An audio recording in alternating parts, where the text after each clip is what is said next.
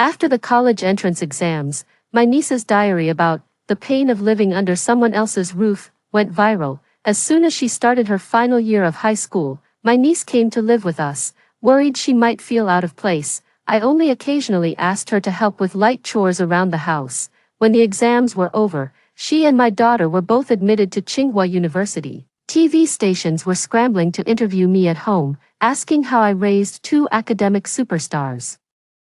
Just as I was happily sharing my experience, my niece pulled out a diary. Its contents revealed the pain of living under someone else's roof. My niece became an internet sensation, while I was doxxed and cyberbullied by furious netizens. "Auntie, my parents send you money for my upkeep every month, so why do I have to tiptoe around your house like a scared mouse? You brought this on yourself." In the end, because my niece accidentally revealed my location, I was pushed into a river and drowned by so-called righteous netizens. When I opened my eyes again, I had been reborn, back to the moment my brother-in-law first brought his daughter to our home.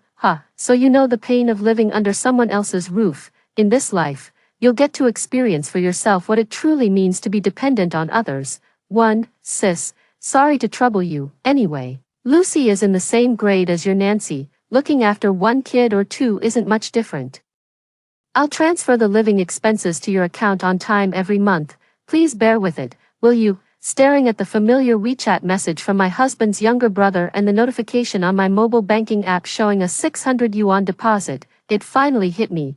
I had been reborn. I couldn't help but laugh at the sight of that 600 yuan. That family of his really knows how to play their cards. My daughter is in her final year of high school, and I'm a writer with a flexible schedule, so I rented a place near the school to live with her during the week. When my brother-in-law and his wife found out, they used their plan to work out of town as an excuse to send their daughter to stay with me. They then offered to give me 600 yuan per month for her living expenses. I knew perfectly well that 600 yuan wasn't even enough to cover a child's meals, let alone a teenage girl, who has plenty of extra expenses. But after all, I've watched this child grow up from being so small. How could I possibly bring myself to refuse? And just like that, my niece Lucy moved in with us. I just didn't want the young girl to overthink things. I told her that her parents sent me a monthly allowance for her expenses, but I didn't specify the amount. I just told her to make herself at home, and whatever I buy for my own daughter, I get one for her too, from the smallest things, like a piece of stationery or a pen, to the bigger things, like her allowance or tutoring classes. I never treated her poorly just because she wasn't my biological daughter. In fact, at first, I would even refuse when she offered to help with chores or anything like that. But then, I was afraid she'd feel useless and that it would hurt her self-esteem, so I agreed to let her handle some light chores that were within her capabilities and didn't take much time. In the end, when both of them got into Tsinghua University, I was truly overjoyed. I felt all my painstaking efforts in looking after the two children had been worth it. Little did I know, it had all been wishful thinking on my part from the very beginning. In the end, I raised an ungrateful wretch. I remembered how, in my past life, I was cyberbullied by everyone and died a miserable death. This time, I won't go easy on her anymore. 2. Auntie, what did my dad say to you? Lucy craned her neck, leaning in close to me. She was trying her best to see the messages between me and her father, in my past life, to keep her from finding out that her heartless parents had just dumped her here with me for a measly 600 yuan. I quickly turned off my phone, hiding the screen from her, yet she got it into her head that I was trying to hide from her how much money her parents had given me. She was convinced I just wanted to pocket the money for myself and my daughter. It was only after the college entrance exams, when our families had a complete falling out, that I finally learned the truth from my daughter. My niece often calls her parents, crying about how difficult her life is here. Her parents would then angrily berate me over the phone, saying that despite them giving me an allowance, I'm still treating their daughter so harshly. They never told her, however, that this so-called allowance was only 600 yuan. After yelling at me, they'd tell my niece that's just how it is living in someone else's house, and she should just tough it out until the college entrance exams are over. Thinking of all this time I just handed the phone right to her, so she could see for herself what her parents are really like. Look, your parents said you could stay at my place, but they only gave me 600 yuan. That's not even enough to cover your share of the rent. Exactly. 600 yuan isn't even enough for her portion of the rent. Since it's an apartment in a top high school district, the rent is about 3,000 yuan a month. If we split it per person, it would still cost 1,000 yuan a month, yet she lived there for 3 whole years without ever realizing it, and in the end, showed no gratitude. Immediately after, I began to sigh with feeling. School district apartments are so expensive.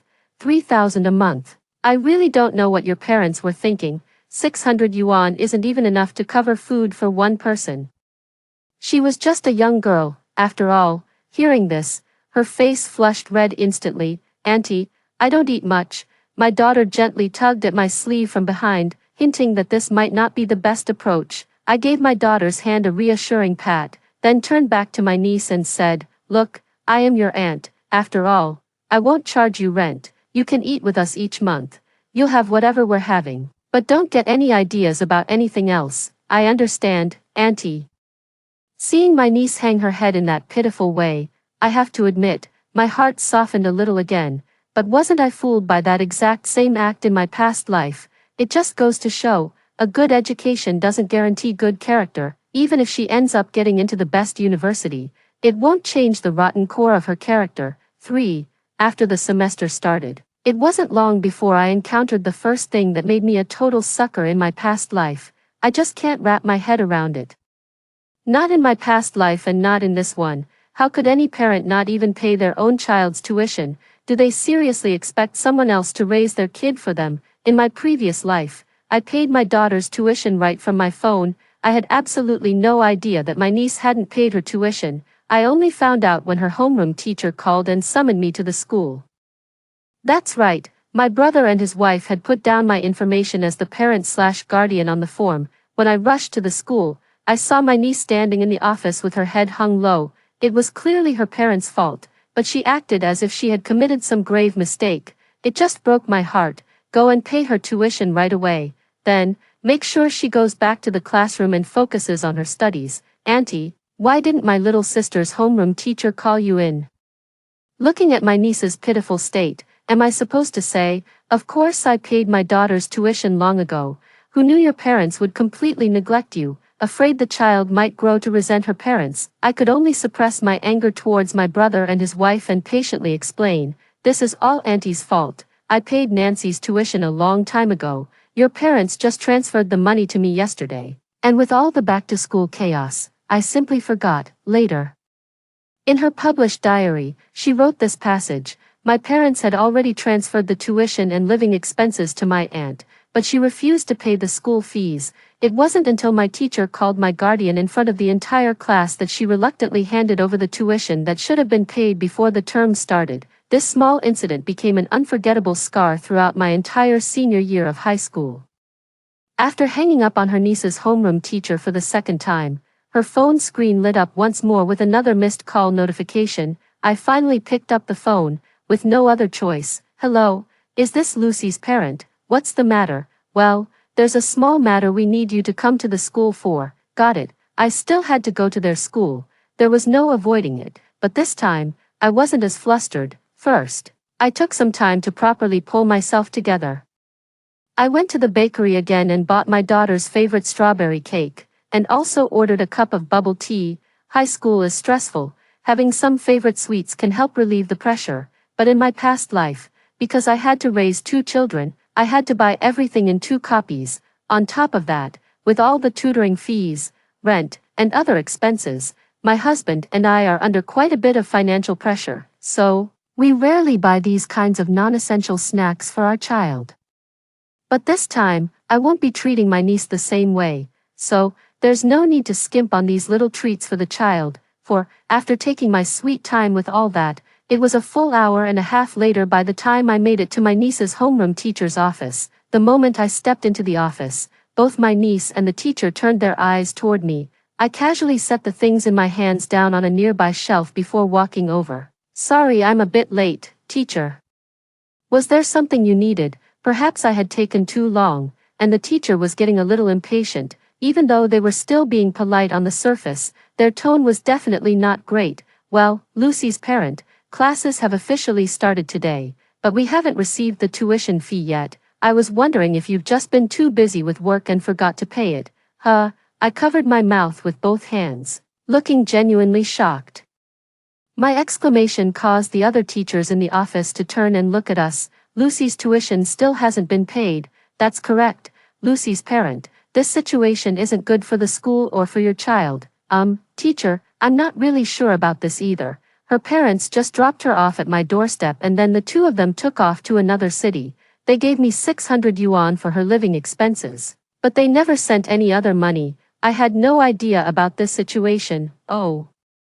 And by the way, teacher, I'm not Lucy's parent, I'm her aunt. My own daughter is in your class 1. This school sorts students into classes based on their high school entrance exam results. My daughter, whom I've raised since she was little, scored in the top 10 in the city on that exam, so of course she was placed in class 1. After that, her grades stayed consistently high, and she never fell out of that top class. Right through her senior year. Now, Lucy wasn't exactly a poor student. She was in class 5, but she certainly wasn't top of the class either. In my past life, I put in a lot of effort to help improve her grades, watching her slowly climb from class 5 up to class 1 through exam after exam. I even had my own daughter regularly set aside her study time to tutor Lucy and explain problems to her. And when the teacher found out I was just a relative, not her parent, my own child is still in their school, in class 1.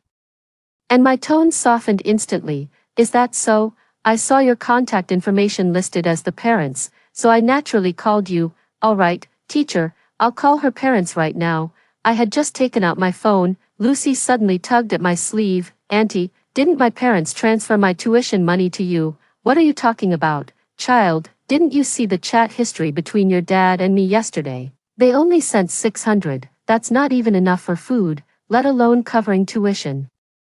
Perhaps the gazes from the teachers around us, and the occasional student or two walking in, felt too intense. My niece's face was completely flushed. Could you pay it for me first? I'll have my parents pay you back when we get home. Lucy, what are you talking about? The tuition is 12,000 for the year. I just paid your cousin's tuition, plus the rent and utilities. The rent alone is 36,000 a year. I don't have a single cent on me right now. Just the 600 your parents transferred yesterday. Should I give that 600 to the teacher first? The teacher, seeing this scene, understood what was going on. He adjusted his glasses and said to me, maybe you should give her parents a call. Okay, teacher, I was just about to. With that, I gently pulled my hand free from my niece's grasp, called my brother-in-law, and put the phone on speaker. Hey, sis, hey, bro, have you guys been too busy to pay Lucy's tuition? Huh, sis? Isn't Lucy living with you now? Hearing that, I really wanted to see just how thick their skin was. Look, you two just dropped your kid off at my place without a word. Fine, I'm the aunt, so I'll let the rent and utilities slide, but 600 yuan a month, what's that supposed to cover for the child? Let's not even get into that. How could you forget something as important as the tuition? I'm in the teacher's office right now. You explain it to the teacher yourself. They clearly didn't expect me to call them out so bluntly, and to bring up the 600 yuan on top of it. The teacher had already said, hello, parents a few times before he finally snapped out of it. Oh, hello, teacher. Well, you see, the child's mother and I are out of town. We've left everything concerning the kid in her aunt's hands. So, maybe, hearing that, I couldn't help but chime in. Bro, I know he's not my own kid, but I've watched him grow up. I'd love to pay his tuition, but I just covered Nancy's school fees, plus the rent and utilities. That was over 50 grand right there. I'm honestly tapped out. If you guys can't manage it either, maybe you could ask some other relatives for a loan or something. The teacher, too, was very stern. Parent, according to school policy, if the tuition hasn't been paid, your child may need to study at home for a while. They can return to school once the fees are settled. All right, I'll transfer the money to her aunt right now. Okay, teacher, could you please let Lucy come to the phone? Lucy's hand trembled as she took the phone from the teacher. She cautiously said, Dad, you little brat, all you do is spend my money. I've spent a fortune on you since you were born. Listen to me, you'd better get into a good university on your college entrance exam, or you'll have let me and your mother down. After cursing the other person out, they hung up the phone immediately. The moment I received the tuition fee my brother transferred, I forwarded it to the teacher without a second's delay. 5. Once she was out of the office, Lucy finally broke down in tears. Auntie, I know my parents sending me to stay with you has caused you a lot of trouble. I could go live at the school dormitory, but please, can't you treat me differently? Can't you go back to being the kind aunt you used to be? Seeing her like this, I let out a sigh. Lucy, it's not that your aunt wants to be this way. You've seen for yourself. Your parents haven't given me any money, and our household doesn't have much to spare either. When you were little and came to our house, didn't I always buy 2 of everything, one for you and one for your cousin, and that gold longevity locket you're wearing around your neck? I bought that for you when you were born. If I had the money, wouldn't I spend it on you? You know that's true, right? If anyone's to blame, it's your parents for not taking proper care of you. Ah, never mind, you should go to class now. After that bit of emotional manipulation, I sent her off to class. This time, I won't be giving selflessly without expecting anything in return like I did in my past life. I need to make her understand just how good I was to her before. It was her parents' neglect that led to her getting into that embarrassing situation, having saved $12,000. I arrived at class 1 in high spirits to find my daughter. Nancy, I got you some snacks. Here's $100 for your allowance too. If you see anything you want on your way home from school, just go ahead and buy it. What about, cousin? Don't worry about your cousin. I thought my daughter would argue with me when she heard that, but my daughter said, Mom, I don't really like my cousin, to be honest. My cousin always used to make me cover for her and lie. And she'd always take my stuff without asking. She even stole money from her own parents. I patted my daughter's head, signaling for her not to dwell on it, but I thought it was because my niece was living with another family during her final year of high school. Only someone who doesn't know the full story would act like such an ungrateful wretch. Little did I know, she was rotten to the core all along. That evening, after the 2 of them returned home and finished dinner, the niece then offered to do the dishes. I gave her a lazy glance, then looked over at the security camera I'd installed just in case things got weird later. No, Auntie will take care of the washing. Auntie, I really do want to help out with the chores. Please let me wash them, otherwise I won't feel right about staying with you. I nodded reluctantly. All right, you've made up your mind. Go ahead then. After your shower, get straight to your studies, and don't fall behind on your schoolwork.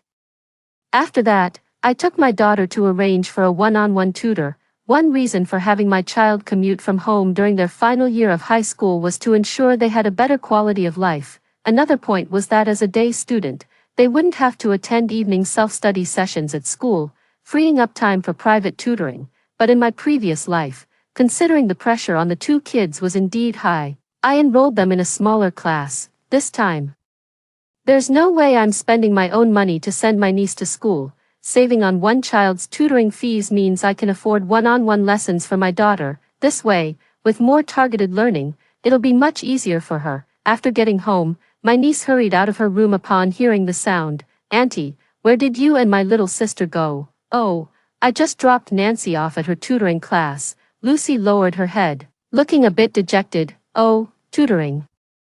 I thought you really didn't have any money, Auntie. I frowned. I never realized she could be so manipulative. I knew she was hinting at why I wouldn't pay for her earlier in the day if I had money, and that I only sent my own daughter to tutoring, completely ignoring her. Lucy, this tutoring class was arranged and paid for last summer, before you even came to stay.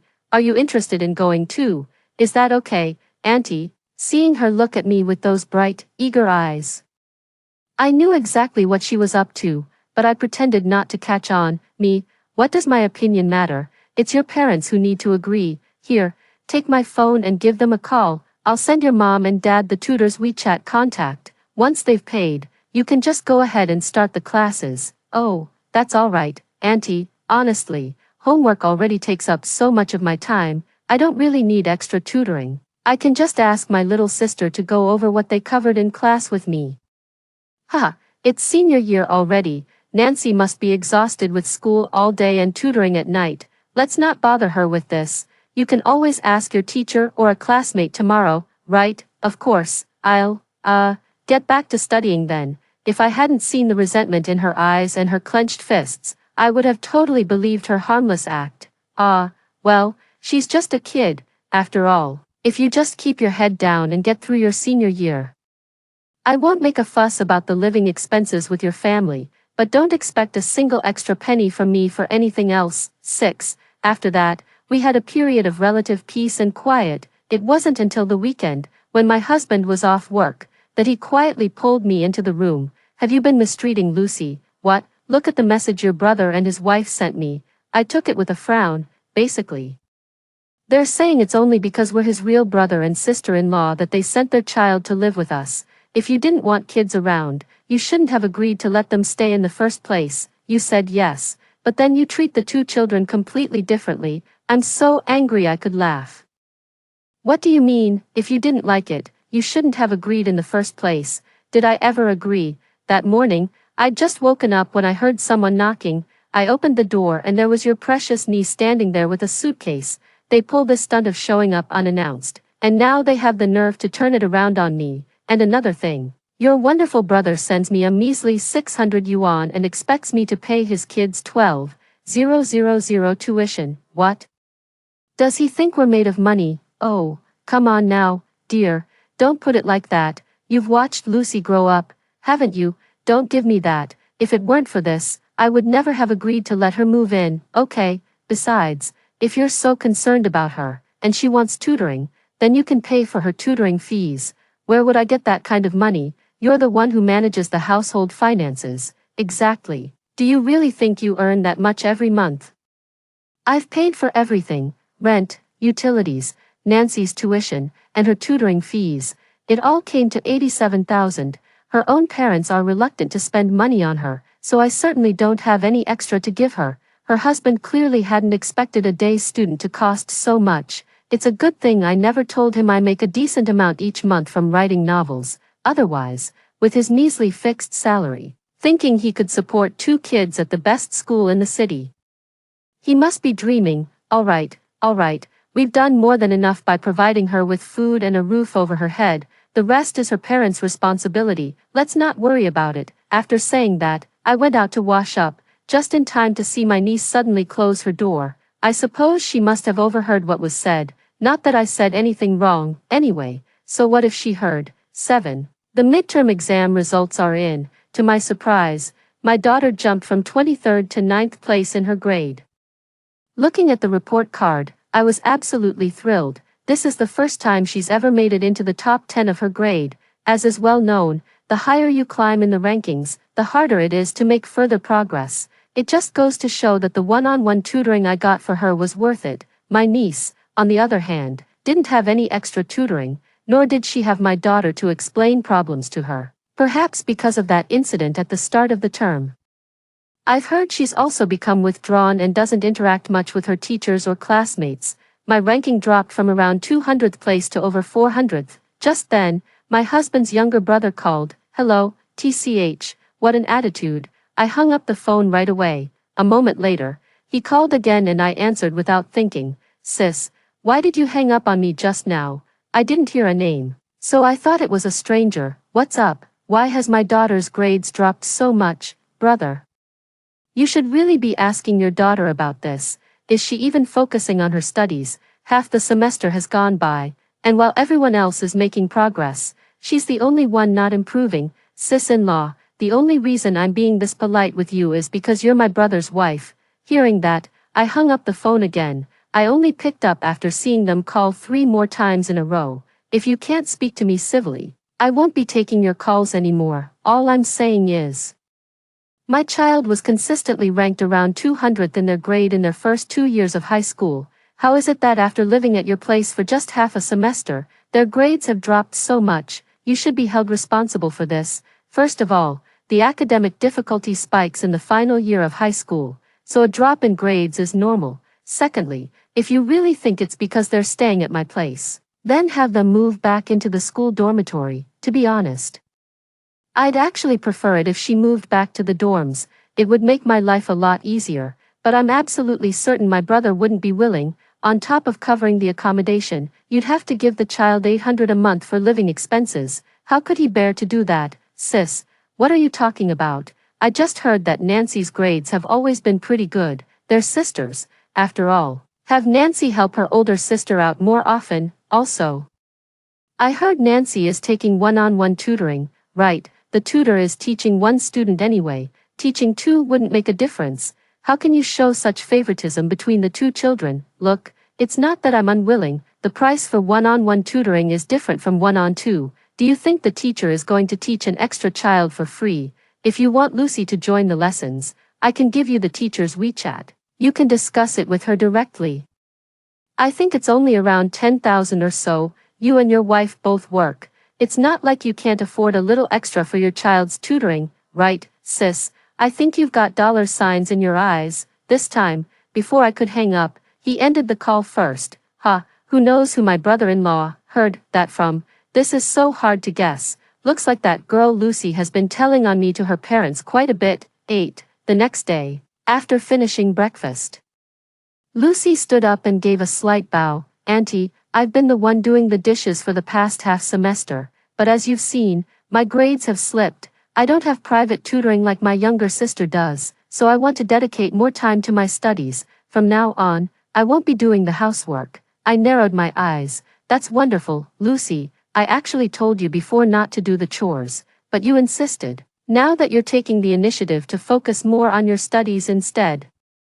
That's just perfect. After they both left for school, I finally took out my phone and started scrolling through the Zaya Hongshu content she had been posting, which I had accidentally discovered a couple of days earlier. In my memory from my previous life, my niece did eventually ride the wave of popularity to become a blogger, but after the college entrance exams, because of that diary, yet in this life, while browsing the local feed, I came across a blogger documenting the pain of living under someone else's roof. At first, I wasn't sure it was her, but after scrolling through a few posts, I could confirm it was. Take her entry about the first day of school, for example. My sister and I started school on the same day. My aunt only remembered to pay my sister's tuition. She didn't pay mine until the teacher called her into the office, and even then, she did it reluctantly. All the comments under this post are just insults directed at me, but there were one or two sensible people who asked, did your parents not give the money to your aunt for your tuition, or did they give it and she just didn't pay? And she only gave a vague, non-committal reply. I saw my dad transfer the money to her the day before. To that, I just have to laugh. Day 7 of the new semester, Auntie buys my cousin little cakes, milk tea, and stuff like that every day. If only I weren't just staying at her house.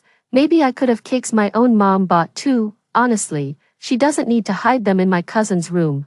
They could just eat them out in the open. It's not like I'd mind. Still nothing but negative comments, as usual. As an aunt, you'd think she could at least share a little food with the kid. Seriously.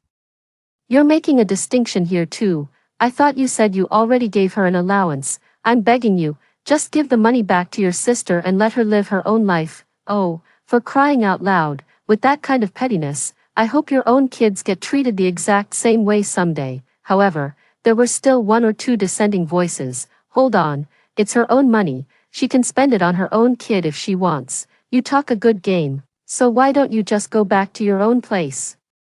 You have to stick around here and make everyone miserable. I won't have any thoughts about it.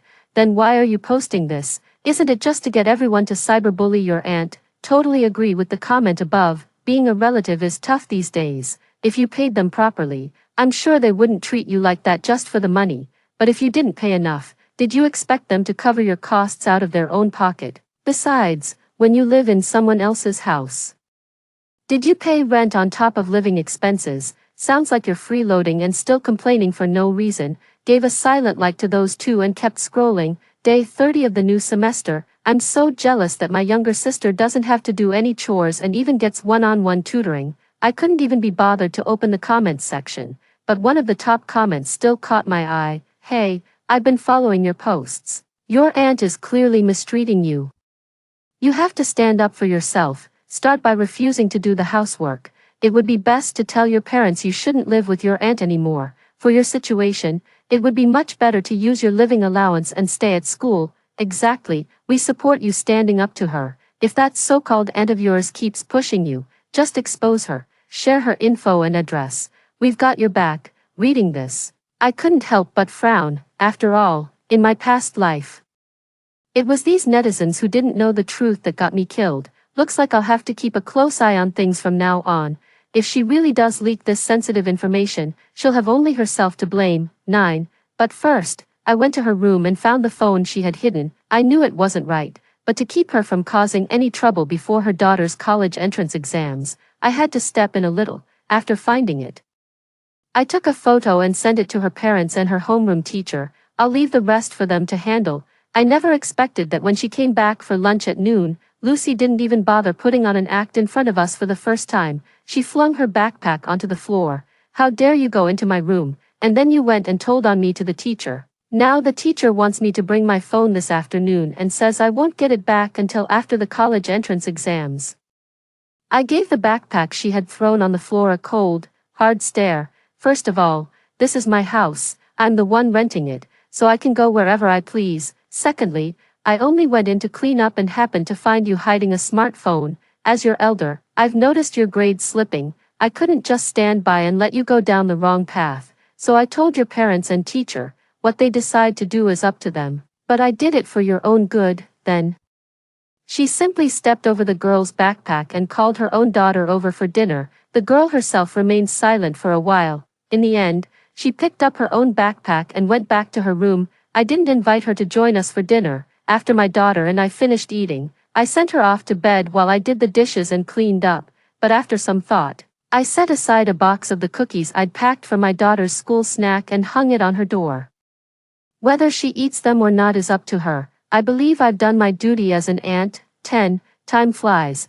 Before I knew it, it was time for the kids' college entrance exams. To be honest, I was quite surprised that she didn't cause any trouble after that day. The only time we really talk anymore is during meals. The college entrance exam results are out. As expected, my daughter got into Tsinghua University again. But in her previous life, she just barely scraped by and got into a less desirable major. This time around, she entered as the top student in the city and the second in the entire province. She was free to choose any major she wanted, but in this life, my niece no longer had the tutoring classes I paid for out of my own pocket or my daughter's guidance. What's more, she spent far too much time on things other than her studies, and her grades took a serious nosedive. This time, she only got into a run-of-the-mill second-tier university, even though we didn't produce 2 Tsinghua students. Being ranked second in the entire province is still a very impressive achievement. Countless reporters still flocked to our home. Just as I was sharing my parenting experience, my niece and my brother and his wife stormed in. "Rita, I've been calling you sister-in-law all this time out of respect, and this is how you repay us. You've been mistreating our daughter for a whole year, and now she only got into a second-tier university because of it. You're going to take responsibility for this." The reporter had no idea what was going on, but just kept raising the camera and filming away. "Me, mistreat her? Exactly. This diary and this account are the evidence." My sister-in-law chimed in. "That's right, our daughter could have gotten into Tsinghua or Peking University. It's because you mistreated her, made her do chores, humiliated her at school, and refused to let her teachers educate her properly that she only got into a second-tier university. You must take full responsibility." "Oh, really? And how exactly do you expect me to take responsibility?" "You should pay for her to repeat her final year of high school, of course, and you'll cover all the tuition, living expenses, and tutoring fees for the entire year, until she gets into Tsinghua University." I'm absolutely furious with this whole family. Then, my brother and sister-in-law signaled for their daughter to show and read the contents of the diary. I watched as the reporters whispered among themselves. Immediately after, a reporter shoved a camera and microphone right in my face. "The diary this girl wrote about the pain of living under someone else's roof is so raw and heartfelt. They're both children, even if she's not your own flesh and blood. How can you treat your own niece like this without your conscience aching? In my past life, everything happened so suddenly that I was completely stunned and missed the best chance to explain myself. By the time I tried to explain later, nobody would believe a word I said. But in this life, I immediately presented the videos, the ones where she was the one primarily demanding I do the chores, the times I refused, and the clip where she said she wouldn't do it and I agreed right away.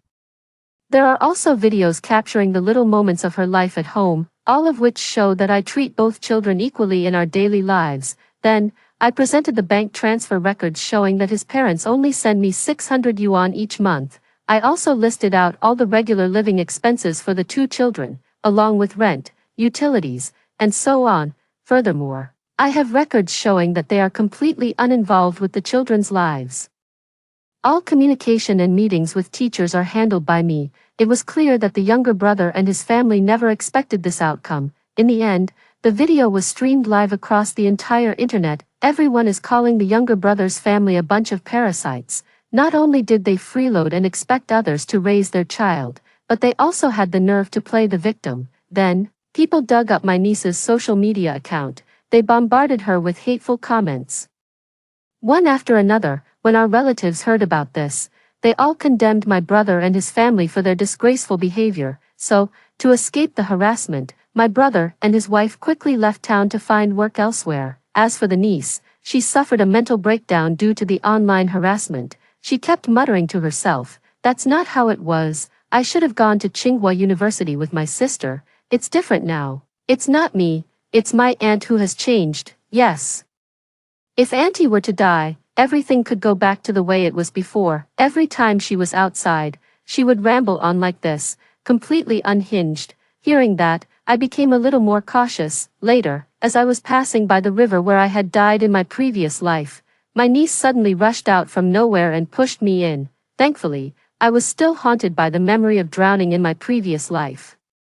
I had long since taken the opportunity while the kids were at school to learn how to swim. In the end, I managed to swim to shore. My niece, however, was committed to a psychiatric hospital for attempted murder due to her mental breakdown. Story 2. 3 years into the apocalypse, the zombie virus was overcome, but I was pushed into the zombie horde. When I opened my eyes again, I was reborn. I'll do whatever it takes to stay alive, but I didn't expect that I wasn't the only one who was reborn. 1. When I was woken up by Timothy slapping my head, I was in a trance and didn't hear his endless scolding at all. "The company hired you to work, not to slack off and sleep. You should treat the company as your home." Timothy was the first colleague I met after joining the company, and he was also my underground boyfriend. At the beginning, he said he didn't want to disclose our office romance, so over the years, we've been dating secretly. Our dating spots are either at his place or mine. In the company, we either look at each other without saying a word or he bossed me around. I've been enduring it all this time. Now, looking at his ugly face, I quickly pulled out a sharp pair of scissors from the pen holder. I really want to deal with him with one strike. This person was the culprit who caused my tragic death in my previous life. But the bright sunshine shining through the window, the fresh air, and the traffic outside the window all told me that it's better to avoid trouble. The apocalypse is about to break out, and I don't have time. I quickly packed my personal belongings and forcefully pushed Timothy, who was still nagging, away. His back hit the corner of the wall, and he couldn't help but groan in pain. Just as he was about to fly into a rage, I interrupted him. "You do treat the company as your home, but is the company really your home? You're just a worker, yet you want to act like a leader. You've got the wrong person. Get lost, we're breaking up." I quickly left the company, ignoring Timothy, who was stunned by my words. I quickly took a taxi home and blocked Timothy and my best friend on my phone. After returning to the rental house, I tried to calm down and think. The pain of being bitten alive by zombies in my previous life still haunted me. 2. In my previous life, I struggled to carry several overweight suitcases and went back to his hometown with Timothy to meet his parents. I thought we were finally going to have a happy ending. But I didn't expect that my best friend Mila was with us. As soon as we entered the village, the apocalypse broke out, and everyone was trapped in the village. To prevent the zombies from entering the village, the village chief led the villagers to block the way into the village. Timothy had the bad habit of being lazy and gluttonous. Mila even said that she was brought back by me, and I was the one responsible for us being trapped here. The village was short of supplies, feeling guilty.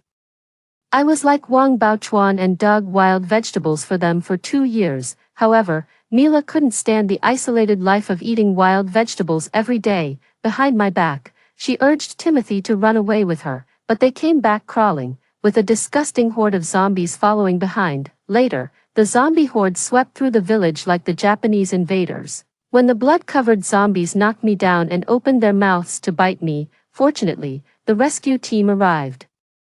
The captain of the rescue team was in a tough outfit, with sharp facial features. Although it was the first time I saw him, he seemed familiar. Under his leadership, I was safely taken to the safe base. In a village of nearly 300 people, only 17 were left alive, and Timothy and Mila were luckily among them. After coming out of the village, I learned that zombies were everywhere, and the safe base was short of supplies. Resources were limited. The most common methods to obtain supplies were to fight zombies and patrol near the base. In the third year after the apocalypse broke out, I heard that the zombie virus had been overcome and was in the experimental stage. The zombie crisis would end soon, and humanity finally had hope. On that day, in order to exchange for a bucket of braised beef noodles, Mila insisted on dragging me and Timothy out to contribute. The three of us were patrolling near the base as usual. But she insisted on joining the combat team to fight the zombies. Her unlucky nature attracted a wave of zombies. In order to buy time to escape, she and Timothy pushed me into the zombie horde together. The two of them even ran away hand in hand as if they were a couple, when the zombies with brain matter and blood on them and severely decayed bodies bit my body. I subconsciously closed my eyes. No, Sarah, no. In the moment of being pulled and bitten, I vaguely heard someone calling my name, but the next second, my consciousness was submerged in pain. 3. Now I'm reborn. There's 1 month left before the apocalypse breaks out. I have to stay alive.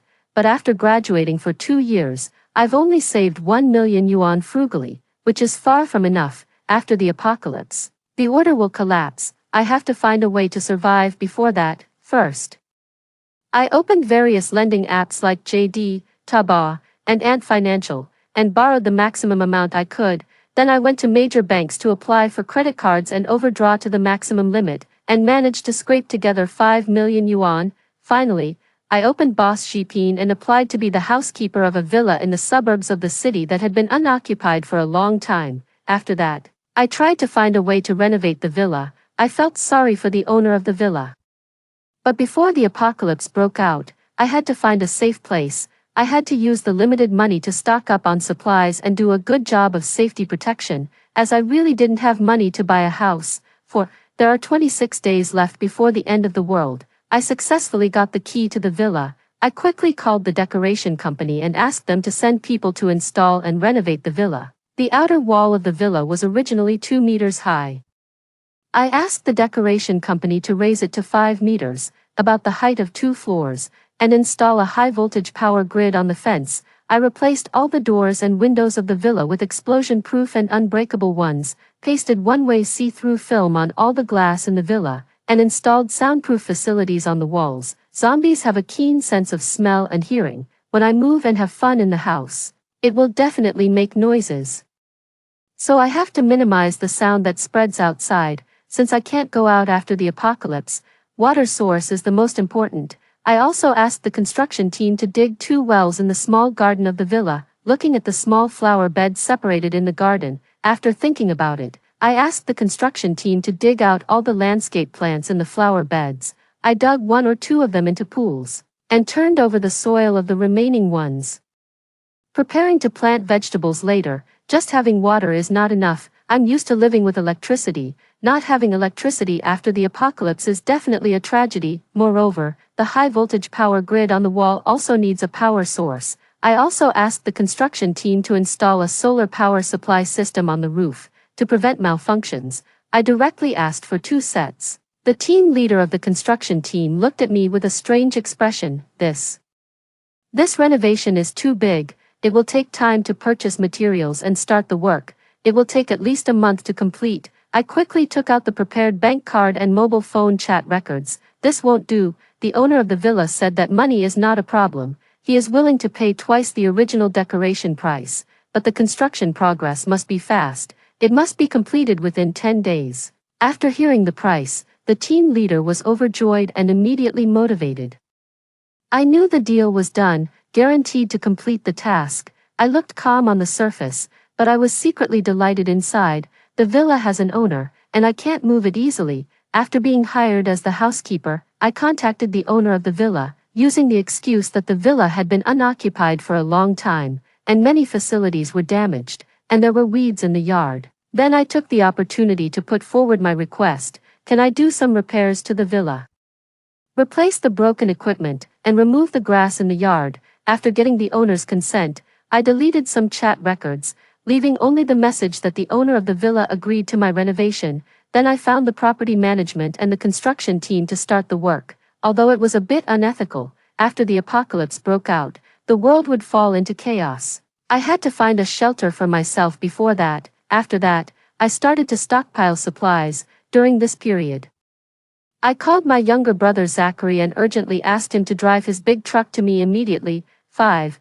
There are 20 days left before the end of the world. The construction team was still working, and the workers were coming and going in the villa during the construction. As a girl, I couldn't buy supplies too blatantly. I could only drive my 4-seater car to slowly stock up, and planned to let Zachary help me stockpile supplies when he arrived. In the past few days, I went to RT Mart to buy daily necessities, feminine hygiene products, toothpaste, toothbrush, towel, bath towel, shampoo, body wash, laundry detergent, toilet paper, facial tissue, etc. I also bought some food that can be stored for a long time: rice, flour, self-heating rice, self-heating hot pot, spicy and sour noodles, luosafen, stinky rice noodles, dried noodles, etc., oils, salt, soy sauce, light soy sauce, vinegar, and other seasonings. After buying them, I put them in the car and moved them into the villa by myself after the construction team left every night. The villa has 3 floors, with about 200 square meters on each floor, 4 bedrooms, 2 living rooms and 2 bathrooms. There are 2 basements. The first basement has 3 rooms, a living room and a bathroom. The second basement is empty and remains at a relatively low temperature for a long time, which is an excellent place to store supplies. There are 18 days left before the apocalypse breaks out. On this day, after I finished shopping as usual, I put the things in the car and was driving home when I received a call that Zachary had arrived in City N. I gave him the address of the villa and asked him to wait for me at the villa gate. As soon as I got out of the car, I saw Zachary and a man in a black tough outfit standing in the villa. The construction team was huffing and puffing to do the final finishing work. The villa had changed a lot. The outer wall of the villa had been raised and a high-voltage power grid had been installed. The flower beds in the villa had been dug out, and 2 wells stood quietly. I walked up quickly and speculated inwardly. It's strange, how did these 2 get in? Hearing the sound, Zachary and the man turned to look at me. When Zachary saw me, he was overjoyed and then introduced the man beside him to me with an embarrassed expression. "Sis, this is brother Alexander." The man had a handsome face, but there was a murderous aura about him. I reached out my hand and smiled, ready to greet him, but my smile froze instantly because of Zachary's astonishing words. Cough, he's also the owner of this villa. It seemed that I was doomed. I hadn't stockpiled much supplies, and I didn't have extra money to restore the villa to its original state. I awkwardly invited the man into the living room of the villa. The man straightened his back and strode forward, inspecting as he walked. "Sis, why are you making such a big move with this villa? Do you want to go to the sky?" Zachary and I whispered behind the man, but this attention-seeking guy said something astonishing again, and I reached out and slapped him. "Stop being glib. If I could go to the sky, I definitely wouldn't take you with me." 6. In the living room, the 3 of us stared at each other. I was thinking about how to explain all this. Zachary was the person I was closest to and trusted the most. I could tell him without hesitation that I was reborn and that the apocalypse was coming, this magical thing. But Alexander, I pulled Zachary aside and asked solemnly, "Is Alexander trustworthy?" Zachary was about to make a joke, but seeing my serious expression, he put away his playful look and said seriously, "He's my team leader. I can guarantee his trustworthiness." After struggling for a while, I decided to tell them everything about the upcoming apocalypse, but I hid the fact that I was reborn during the process. A long silence passed. I had no choice but to speak again. "I know it's absurd, and you may not believe it, but the apocalypse is really coming. Otherwise, why would I stockpile so many supplies?" Alexander clenched the handle of the chair tightly, with his veins bulging, as if he was trying his best to endure. "Since I promised to allow you to renovate the villa, you can do it as you like. As for the apocalypse you mentioned, don't spread it widely for now. I'll take care of it." After saying that, when he saw me looking at him, he quickly let go of his hand as if the previous scene was an illusion of my eyes. I didn't know whether Alexander believed what I said, but he really let me renovate the residence. He even pointed out some details that I hadn't noticed to the construction team. I only knew that Zachary didn't believe it at all. He was only 20 years old and was still in college. He was working hard to earn money during the summer vacation. He was at an age full of hope for the world and the future, but seeing my appearance, he still gave me all the money he had saved. I didn't persuade him much. Sometimes, experiencing the cruelty of human nature later is also a good thing. Before that, all I could do was to stockpile enough supplies for several people. 7. The next day, Alexander drove Zachary's big truck and accompanied me to do the shopping, while Zachary watched the construction team do the final finishing work. As soon as we arrived at the mall, the two of us divided the work. Alexander first went to discuss with the mall owner about bulk purchasing of large quantities of supplies, and I went to the supermarket to buy some small quantities of durable necessities. I was pushing the shopping cart when I met Timothy and Mila strolling in the supermarket arm in arm. In the shopping cart they were pushing together. There were several bags of rice, oil and snacks. As soon as Timothy saw me, he immediately let go of Mila's hand and rushed over to grab me. "Sarah, where have you been? I haven't been able to contact you these days." Before I could pull his hand away, when he saw the things in my shopping cart, his face changed, and he asked me in a hurry, "You bought so many supplies at once. Tell me, do you know what's going to happen in advance?" I was shocked, but I remained calm on the surface. There was a flood in my hometown, and I came to buy some supplies to send back. "But what are you buying so much rice and flour for?" The week before, there was a severe flood in my hometown, and most of the houses in the village were flooded. Fortunately, the country had already made arrangements for the residents to relocate. After hearing this, Timothy's face relaxed. He stared at the list of supplies in my shopping cart with a greedy look. "I couldn't contact you in the past 2 days, so I had to ask your best friend to come out and buy some things. Also, I'm planning to retire early. Since you're here, don't send these things back. Anyway, they won't be used in the end. Take all these things with you, and the three of us will find a secluded village to live in seclusion for 3 years. As he spoke, he picked up my shopping list, which listed all kinds of products including food, clothing, housing, and transportation that I was about to buy. The more he looked at it, the more satisfied he seemed. Mila leaned against Timothy, poking her head out from beside his shoulder. She looked at my list too, happily tugging at Timothy's arm. "Since Sarah has already bought all these things, can I buy more pretty clothes?" Mila was still acting coquettish with Timothy, but I couldn't help feeling dazed. In the past, Timothy had always yearned for life in a bustling city. I once mentioned that I was under too much pressure and wanted to go back to a small county town with him and find a stable job. He refused without hesitation, sternly emphasizing that as a college graduate from the countryside, going back to a small county town would only invite ridicule. To save face, he always wanted the best in terms of food, clothing, and daily necessities. Now, however, he couldn't wait to hide in a village. I thought it was absurd enough that I had been reborn unexpectedly. I wasn't the only one. I snatched the list from his hand, looking at the two lovebirds. I suppressed my anger and sullen his face. "Get lost. You two, the cheating scumbag and the slut, are being so blatant. Do you think I'm a fool? Someone who deserves to slave away for you?" I pushed the cart as if to leave. Timothy, however, flew into a rage. "You can break up with me, but only if you leave the supplies you bought.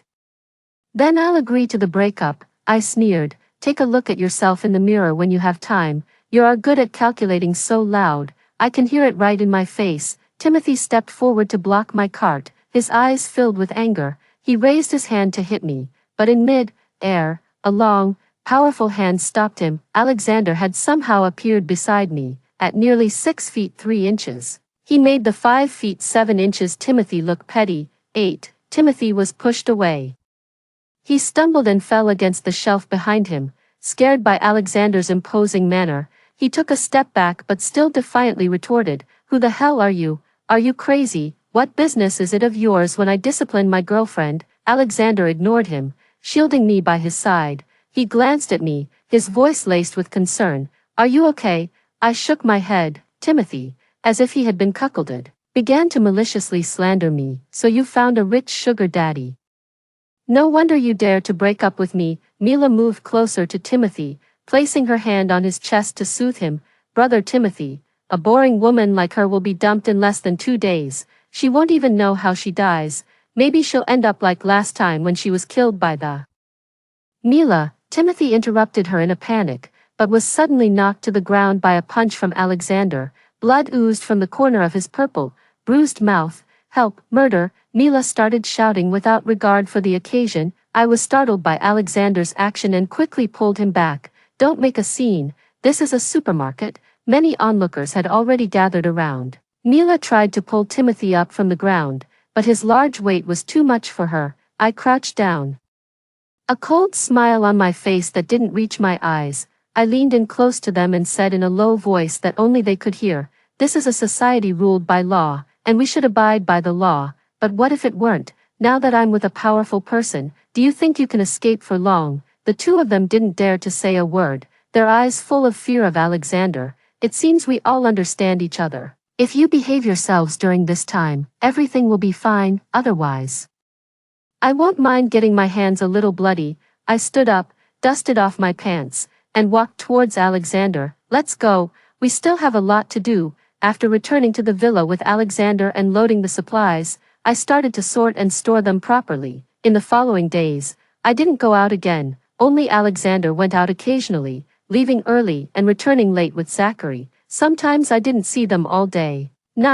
2 days before the apocalypse broke out, I suddenly felt restless and got up early for the first time in a long while. At 5 in the morning, before dawn, I went into the living room to get a glass of water. I was startled by a dark figure sitting on the sofa. Alexander sat there, silent. When he saw me, his lips moved, but no sound came out. I was about to speak. Zachary, with a bag on his shoulder, came downstairs in a hurry. When he saw me, he stopped and slowly walked up to me. "Sis, you haven't slept." I gave Zachary a light kick. "We've already stocked up most of the supplies. Are you planning to go out and have fun with that bag on your back? Do you think it's safe out there?" Zachary didn't banter with me as usual. He lowered his head, pursed his lips, and unconsciously fidgeted with the strap of his bag. This was his telltale sign of hiding something from me. I took a sip of cold water. The chill flowed down my throat and into my body, clearing my mind instantly. Looking at the two silent men, I unconsciously tightened my grip on the cup, trying to keep my voice steady. "Zachary, the apocalypse is coming. You're the only family I have left, sis." I asked him to return to the team. Alexander's voice was calm, as if it didn't matter. The string in my heart snapped, and the veil covering my memories was lifted. No wonder Alexander had always seemed familiar to me. Alexander, Zachary's former team captain in the army. During the 2 years Zachary was in the army, I visited him once. On the way to his dormitory, I caught a distant glimpse of Alexander. He was wearing a military uniform, standing tall and straight, training new recruits. In my previous life, it was also he who saved me from the zombies in the village. After piecing everything together, a wave of sadness welled up in my nose. I tried hard to hold back the tears in my eyes, but the cup in my hand trembled uncontrollably. "Alexander. Zachary has already retired. He's just my brother now. I've stocked up so many supplies with great difficulty. Just 3 years, and the vaccine will be developed. He's the only family I have left, and I want him to live. Sis, I once swore that if there was a war, I'd return at the call. Now that the country is in trouble, don't blame brother Alexander." Zachary interrupted me and hugged me tightly. Tears streamed down my face, and I couldn't say anything to stop him. Alexander remained silent, looking at me with deep, unfathomable eyes, as if there were 1,000 words he wanted to say. "I promise you, I'll do everything in my power to protect him." 10. In the end, Zachary left with Alexander. Thanks to my predictions, the country had made some preparations. As soldiers, Zachary and Alexander had to go back and fight. I saw them off at the door. Zachary got into the car with red eyes, not saying a word and not looking back. This brat didn't even know to give me a hug before leaving. Alexander stood beside me, looking at the increasingly abnormal sky. He said, "There's a self-defense tool I left in the drawer under the living room table, along with the instructions. You can use it to protect yourself. After we leave, seal the main door and turn on the high-voltage electric fence around the villa. Don't come out. It's not safe outside. If I can come back alive, would you be willing to?" He stopped halfway. Falling silent, I looked up at him in confusion. He smiled self-deprecatingly and said, "Forget it, I'm leaving, I'll take care of your brother." With that, he walked to the car, opened the driver's door with force, and got in. The car started, and they disappeared from my sight in an instant. I watched their car until it was out of sight, and tears streamed down my face again. I went back to the living room and took out the box Alexander left. Inside was a silenced pistol and the instructions.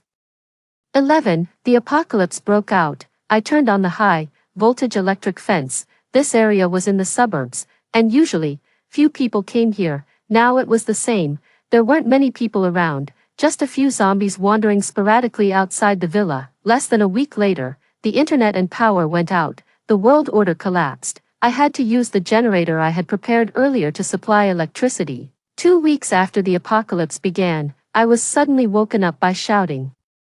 I vaguely heard someone calling my name and quickly checked the monitor. I found that Timothy and Mila had somehow found this villa area and were shouting for help at the gate, asking me to open the door. I got up, picked up the gun, and walked towards the door. I couldn't let them keep shouting here, or it would attract nearby zombies. I opened the small window specially made in the door. As soon as they saw me, they clung to me like a life-saving straw. They were crying bitterly. Gone were their former elegance. They were dirty all over, smeared with some unknown yellow liquid that gave off a disgusting stench of excrement. "Sarah, open the door and let us in. Hurry, there are zombies nearby." They spoke one after another, disgusted by each other's smell, wanting to come in but not daring to get close to the door. I pinched my nose, frowned, and looked at them sharply. "How did you know I was here?" This was a suburban area, to make it seem like no one lived in the villa. I didn't even dare to turn on the lights at night, kept the curtains and doors closed at all times, and tried not to make any noise. Their eyes shifted guiltily. After a long while, they stammered, speaking urgently, "We followed you all the way from the supermarket. Stop talking nonsense and let us in quickly. The zombies are coming." I was shocked, realizing I had been careless. This wasn't the time to regret. The zombies in the distance, having heard the commotion, were already coming over. Since they had just turned into zombies, they moved slowly. "Besides you two, does anyone else know I'm here?" A bold idea flashed through my mind, but I remained calm on the surface and asked patiently, seeing the zombies approaching. They were in a panic and blurted out, "No one else. As long as you let us in, the three of us can live comfortably, and no fourth person will know. Otherwise, I'll tell everyone that there's a safe place here. You've stocked up supplies for several years in advance, right? If I tell others, you'll be doomed with us." Hearing this, I smiled faintly and reached into my pocket. Seeing this, they looked hopeful, but the next second, their faces turned pale with horror. "Sarah, I knew you were the best. What are you going to do?" Mila even hid behind Timothy. 12. I took out the gun Alexander left from my pocket and pointed it at the two outside the door, my voice cold. "You two were reborn too, weren't you? It's absurd that such heartless people can be reborn." The 3 or 2 zombies in the distance were only about 10 meters away from them and would reach them in less than 10 seconds. Timothy grabbed Mila and pushed her towards the zombies. Mila, caught off guard and unable to get up in time, was pounced on by the zombies and torn apart. "I didn't kill you in the last life. It was Mila who pushed you towards the zombies. It has nothing to do with me. Now I've avenged you. Let me in. I'll be your servant and repay you." Timothy knelt on the ground, looking back at the zombies from time to time and constantly pleading with me. I didn't expect Mila to die so easily, nor did I expect Timothy to be so shameless. I raised the gun and pointed it at him again. He had lost his humanity and didn't deserve to live. Timothy died. He was electrocuted by the high-voltage electricity. When I raised the gun, the zombies came up behind him, desperate to get in. He was electrocuted. One of the 3 zombies came to bite him. I raised the gun again and killed the zombie. I closed the small window tightly and went back to my room with a heavy heart. Every few days, someone would come to deal with and remove the zombies near the villa, but they never bothered me. After a few days, the bodies of Mila and the others outside the villa were gone. 13. In the following half-year, I stayed alone in the villa. I would sleep until noon, get up and cook a simple bowl of noodles, eat alone, clean the house in the afternoon, and then turn on the tablet to watch movies or read novels I had downloaded before. In the evening, I would start cooking, after dinner. When it got dark, I would go to the basement and continue watching movies or reading novels. Only in the basement could I turn on the lights without worry. Day after day passed. Alexander and Zachary came twice during this time. The first time, Zachary was very excited. He had grown a lot and was no longer the naive younger brother he used to be. He cried and poured out his heart to me, telling me how helpless he felt watching so many people turn into zombies. The second time, he calmly told me about the zombie outbreak, which places had fallen, which places needed rescue, and how in one city, he had to kill his teammates with his own hands after they became zombies. Alexander mostly remained silent, not saying much. He just stared at me intently, like a woman waiting for her husband to return, as if he wanted to burn a hole through me with his gaze. Each time, they came in a hurry and left just as quickly. Every time I tried to make them take some supplies, they left without taking anything. 14. Meow, meow. One morning, before I got up, I was woken up by the meowing of a cat. Jojo stepped on my face. When I woke up, he rushed towards the door impatiently. Coming, coming. I had to get up and follow him to the living room. Jojo was a male blue and white cat. He had a wife named Coco, also a blue and white cat. Alexander brought them to me the second time he came, saying he was afraid I'd be lonely and they could keep me company. I named them Jojo and Coco, hoping they would both be happy and safe. These days, Coco was pregnant, and her due date was approaching. I quickly followed Jojo to the living room. Coco had already given birth to 3 kittens. The mat I had laid out in advance was covered in blood. Coco lay weakly on the mat, meowing feebly. The umbilical cord of the 3rd kitten hadn't been bitten off yet. After leading me there, Jojo rushed to Coco's side, constantly licking her and looking at me for help from time to time. Don't be afraid. I quickly found some scissors, cut the umbilical cord, wiped the kitten clean, and wrapped it gently in a small cloth bag I had prepared. Then I quickly cleaned Coco and changed them to a more comfortable nest. A few days later, the little kitten could stagger around, and its tiny body melted my heart. My dull life now had something to rely on. After that, I was busy taking care of the kittens, and the days passed by without me noticing. Tomorrow is New Year's Eve.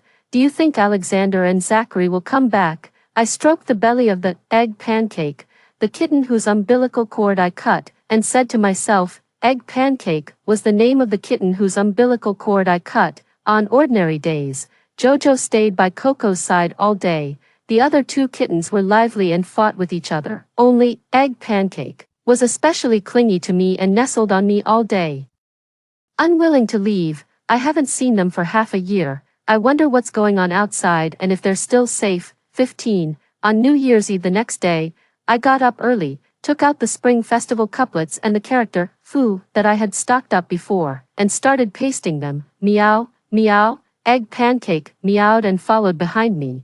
After finishing all this, I started preparing the New Year's Eve dinner. I caught a fish from the water tank, grabbed a few reed chickens from the chicken coop, took a few reed chicken eggs, took out some frozen meat from the refrigerator to thaw, and then went to the vegetable garden and picked a handful of green vegetables. I planned to make sweet and sour fish, kung pao chicken, scrambled eggs with tomatoes, braised pig's trotters, spicy shredded pork in hot oil, and blanched green vegetables. I secretly prayed that they would come back. But I sat at the dining table and waited until 12 o'clock at night, and my hope was dashed. Happy New Year. I held Egg Pancake in my arms and said softly to it, Meow.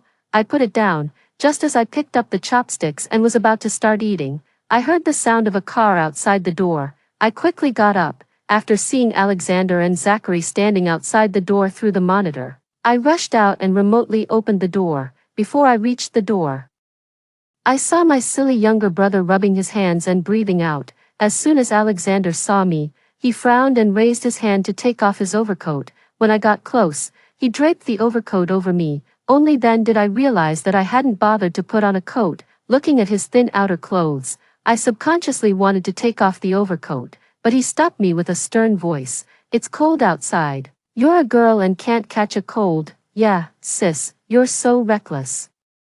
Do you really miss your dear brother that much? Ha ha ha. I raised my hand and punched Zachary. You talk too much. hurry up and get in, or you'll freeze to death. I adjusted the overcoat. There was still some warmth inside the overcoat. My face turned slightly red, and I didn't dare to look Alexander in the face. Come in quickly. After saying that, the three of us stepped inside. When we got back to the living room, I reheated the meal. The three of us had a belated reunion dinner.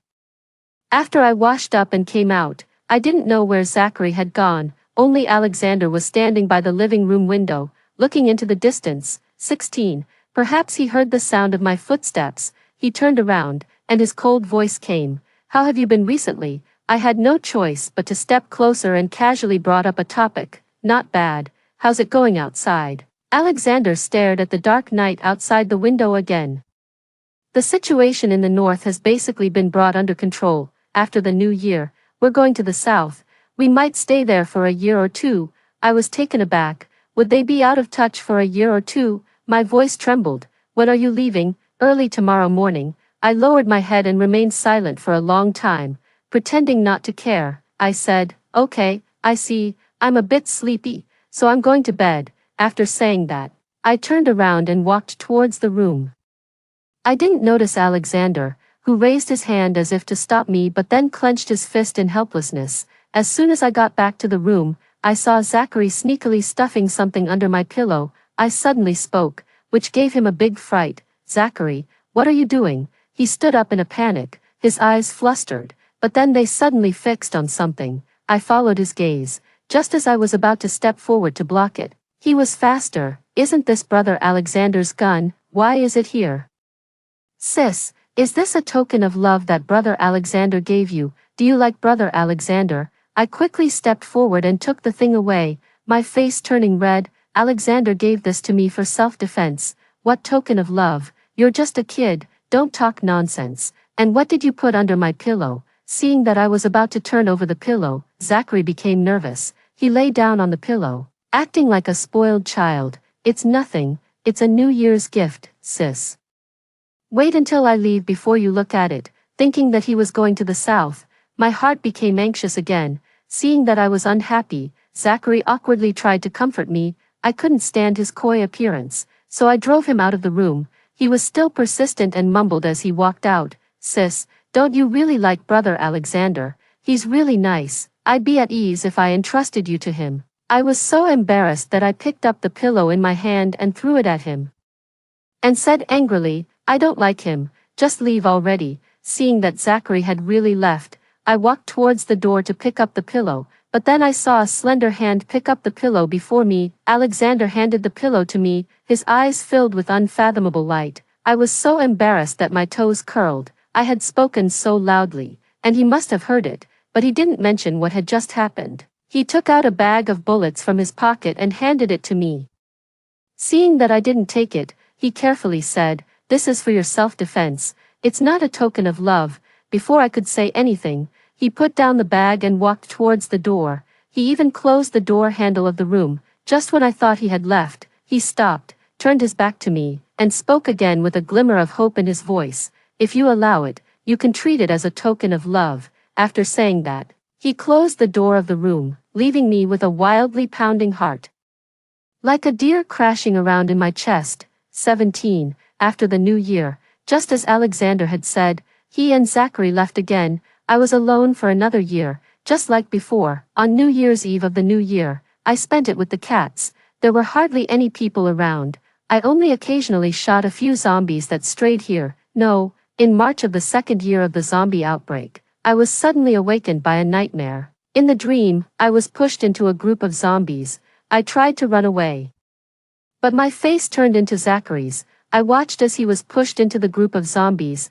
I wanted to save him, but I suddenly woke up from the dream. Somehow, tears flowed from the corners of my eyes. The pillow where I had been sleeping was wet. I got up and washed up, but the cats that usually liked to surround me were all gone. Jojo, Coco, Dudu, Bubu, Egg Pancake. I called out and walked towards the living room, but I found that all the cats were huddled together. Coco whimpered and kept licking Jojo, who was lying on the ground. A sense of panic welled up in my heart. For some reason, my heart ached so much that I fell to the ground. It took me 5 or 6 minutes to recover. I slowly walked closer and found Jojo lying stiffly on the ground. It had lost its breath without any warning. I had to find a place to bury it. I felt sad, both for its death and because Zachary would never see it again. Zachary had liked Jojo the most. He used to hold it in his arms and play with it every time he came. 18. I spent another half year taking care of a female cat and 3 kittens. According to the timeline of my previous life, in half a year, there would be news that the zombie virus had been overcome. On this day, the weather was extremely hot. I was sweating all over as usual, taking care of the kittens. Finally, I heard the long-awaited sound of a car outside the door. I ran to the door.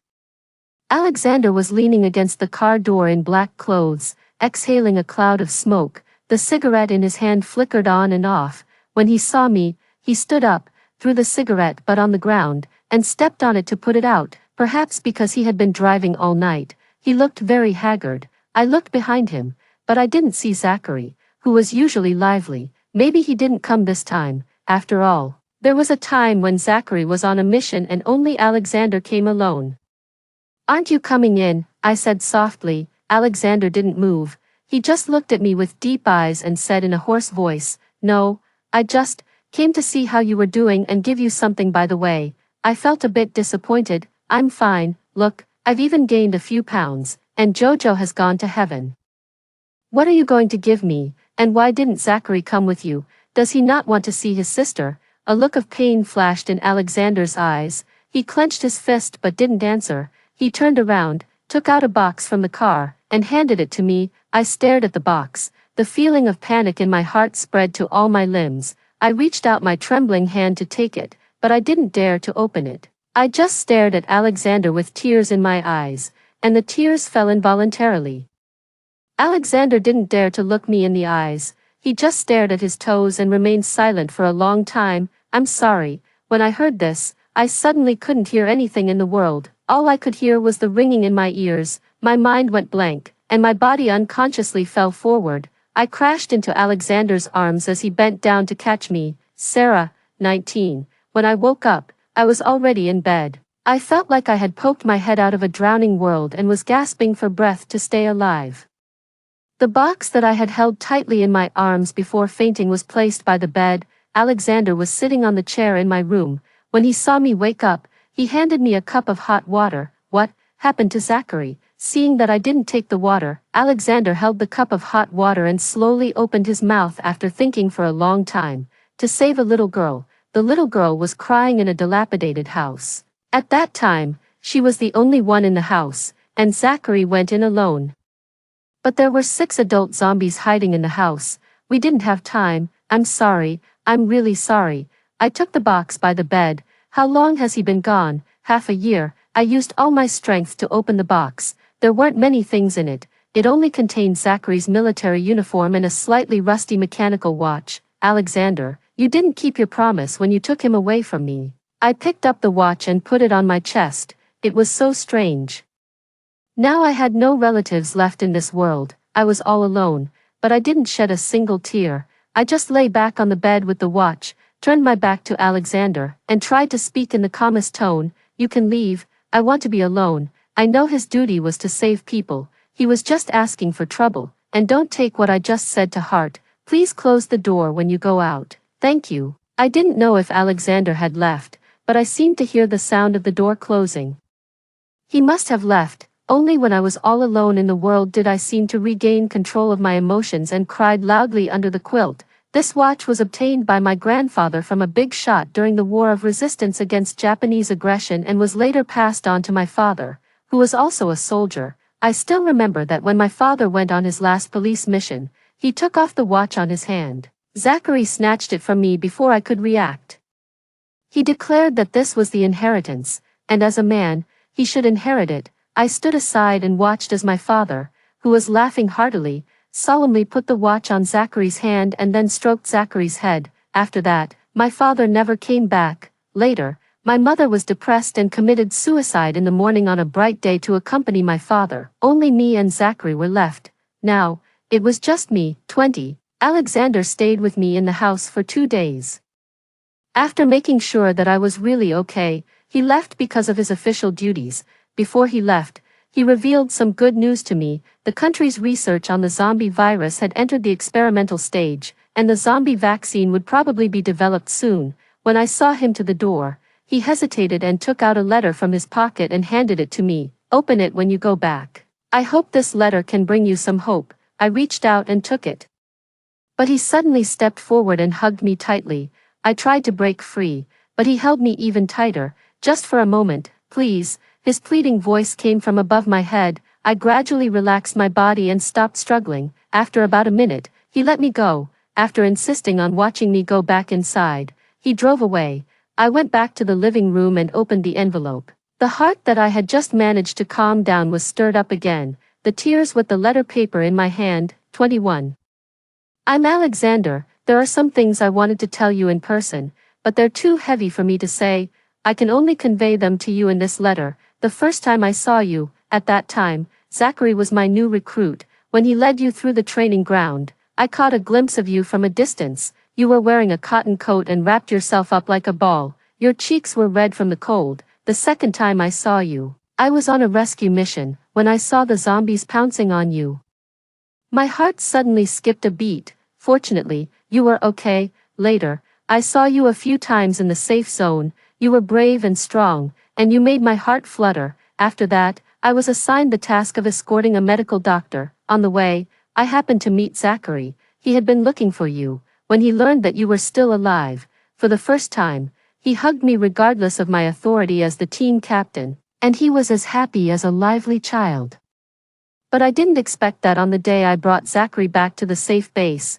We could only watch you die. On that day, Zachary cried loudly, just like you did the other day. He said that it was just a moment away, just a moment, and you could have met each other alive. I always thought that if only I could have come back earlier, but I didn't expect that I would see you alive again. Yes, I was reborn too. You were so smart. You quietly moved into my villa and wanted to turn it into a safe house.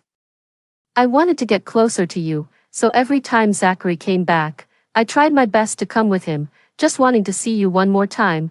I think you've noticed that I have feelings for you. I'm sorry about Zachary's sacrifice, and I'm in great pain. I don't know what identity I should use to see you again. Perhaps we should take some time to calm down. Also, in the previous life, Zachary lived a good life with your share. He said that his sister wouldn't want to see him trapped in pain for the rest of his life. Now, looking at his ugly face, I quickly took out a sharp pair of scissors from the pen holder. 22. After Alexander left, he never came again. Half a year passed without me noticing. The communication suddenly resumed, and my phone had the internet again. Gradually, I could receive the news released by the country. The world was back on track. On the day I packed my luggage and prepared to move out of the villa, the long-awaited sound of a car came from outside the door. Alexander, yeah, story 2, my husband, with the support of my in-laws, shamelessly brought his mistress and their illegitimate child into our home. But the next day, a terrifying high temperature that hadn't been seen in 100 years struck. During the day, under the intense sun exposure, they forced me to go out and find supplies. At night, the mistress occupied the master bedroom, and my daughter and I could only huddle in the small storage balcony. Later, as the supplies became fewer and fewer, my daughter and I were locked on the balcony and dried into jerky by the sun. When I opened my eyes again, I had returned to a week before the high temperature arrived. This time, I must protect myself and my daughter well and watch how that demonic family pays the price.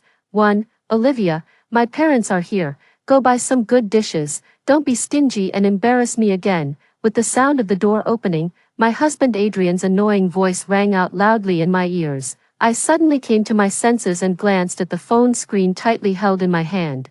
It was June 26th. You silly woman. After all these years, you still have no sense of propriety. When the elders arrive, you just stay cooped up in the room and don't say a word. In the few seconds I was in a daze.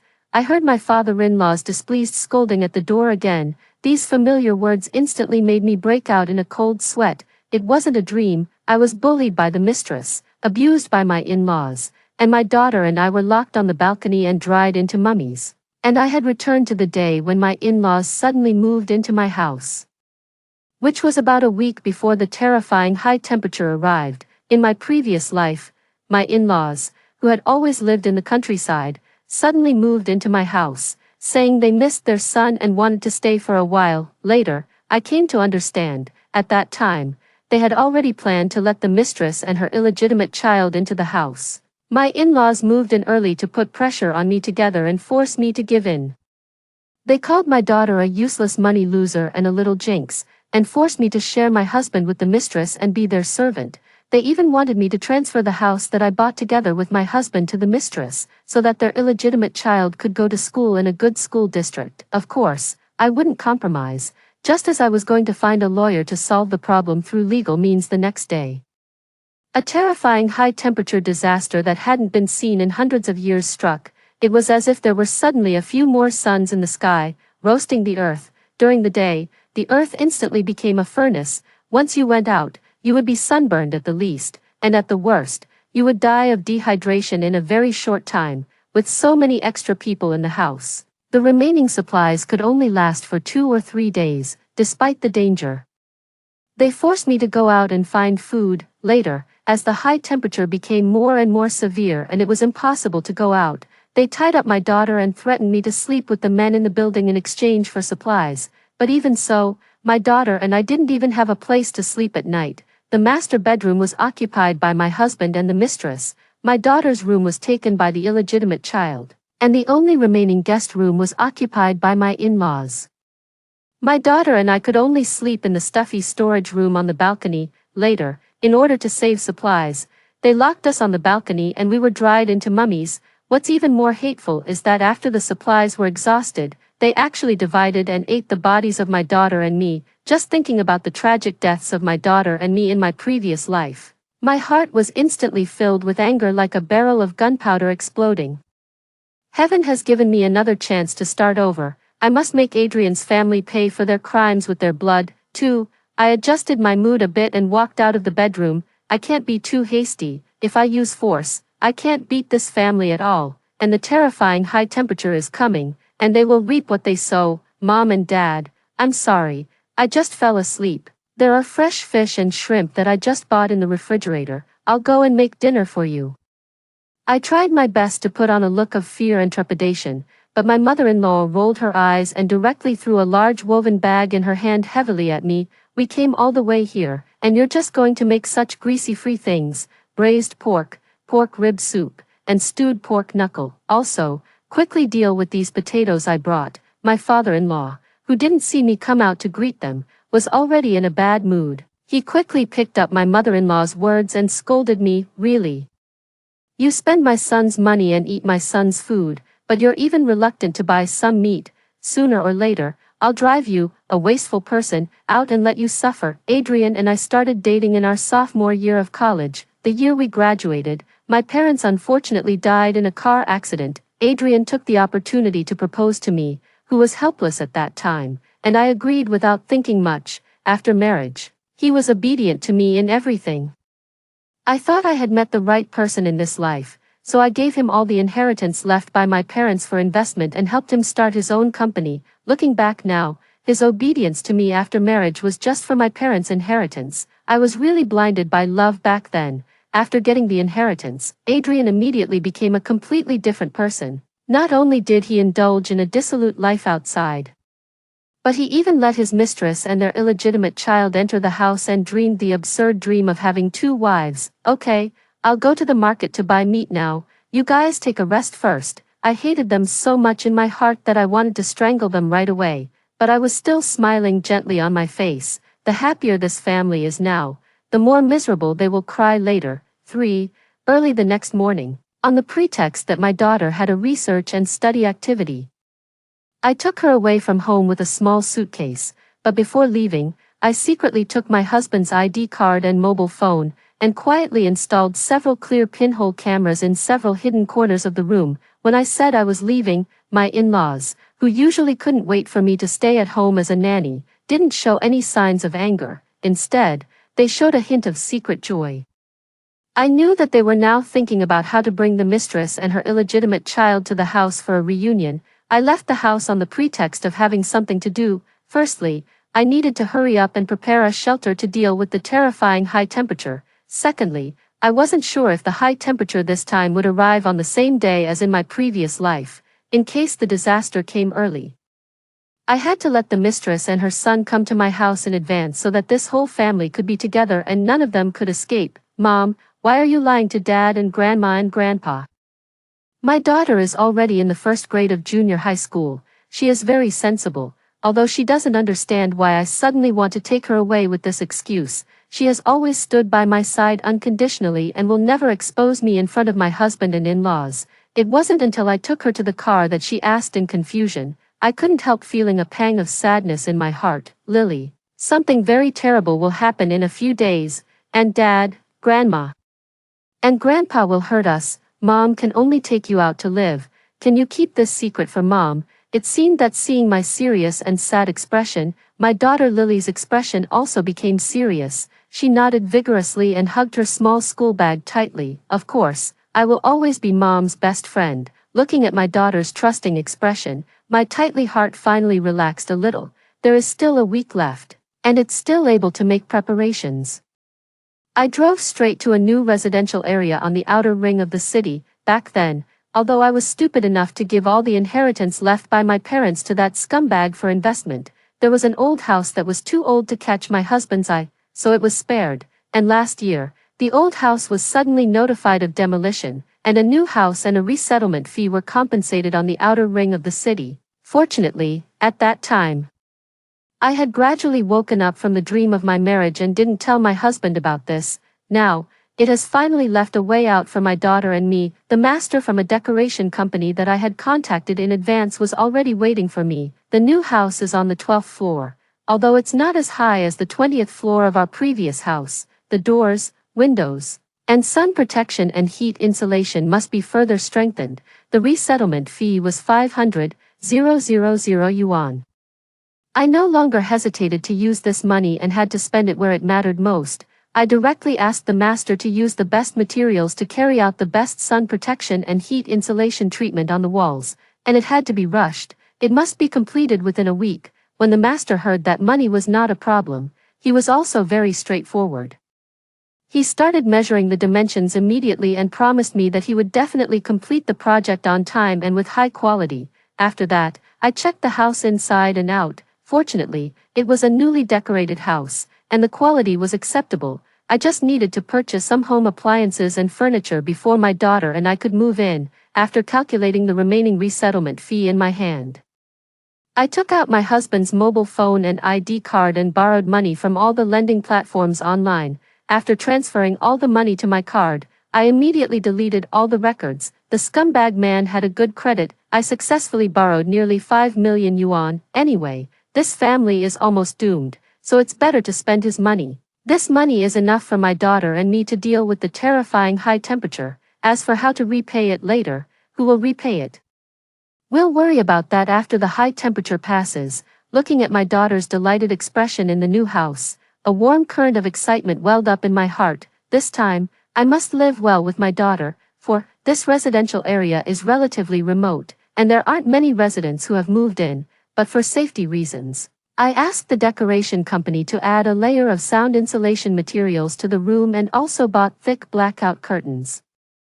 Using the excuse that my daughter was going to learn to play the piano and I was afraid of disturbing the neighbors. After all, when supplies are in short supply, my daughter and I, a mother and daughter who are weak and alone, are very likely to be targeted by others. It's necessary to try our best to erase our living traces. After 2 days of shopping with my daughter, all the necessary furniture and home appliances were arranged, in addition to 3 large vertical air conditioners. I also purchased an air purification system, a water purifier and water purification tablets, as well as several small power generation devices and solar panels. After the terrifying high temperature arrives, the power supply in many places will be interrupted, so I must make full preparations. After preparing the large items, I didn't have time to rest and quickly went to the market to wholesale daily necessities and food ingredients. The first thing to buy was convenient food that was easy to store. I bought dozens of boxes of instant noodles, compressed biscuits, ham sausages, self-heating rice, freeze-dried vegetables, and dried goods such as mushrooms and kelp. Although the nutritional value of these things is reduced, they are the most important things to ensure the survival of my daughter and me. Then I bought several carts of fresh meat. I paid some handling fees and asked the boss to process them for me and cut them into small pieces and pack them in batches. In addition, there were the fish and shrimp, hot pot balls, ice cream, wontons, etc., that my daughter liked to eat. I stopped only when I estimated that the freezers were almost full. I also ordered a batch of barreled water, but I was afraid that the load-bearing capacity of my house was not enough. So I called several neighbors who hadn't moved in yet and said that I wanted to rent their houses on the pretext of preparing to use them as an office. Fortunately, the neighbor next door was an aunt I was familiar with when I was a child. She and her child had moved abroad, so she readily agreed to rent it to me. We have 2 households on 1 floor. I simply asked the master to secretly install a sturdy anti-theft door at the elevator entrance. This way, it would be safer for me to get supplies from the neighbor's house next door. There are less than a week left before the high temperature arrives. Even if the property management finds out and wants to cause trouble for me, it's too late. After doing all these things and confirming that I had enough space to store things, I went to buy enough commonly used family medicines, toilet paper, sanitary napkins, seasonings, washing powder, etc., for 2 to 3 years of use. Finally, I also bought a lot of snacks, extracurricular books, and game consoles that my daughter liked, to persevere in the apocalypse. In addition to basic supplies, these spiritual needs are also very important. Looking at the dozens of pages of supplies on my list that were slowly ticked off, my previously uneasy mood gradually eased. In this way, if there are no special circumstances, my daughter and I can at least stay in the new house for a year or 2, and I believe in the country.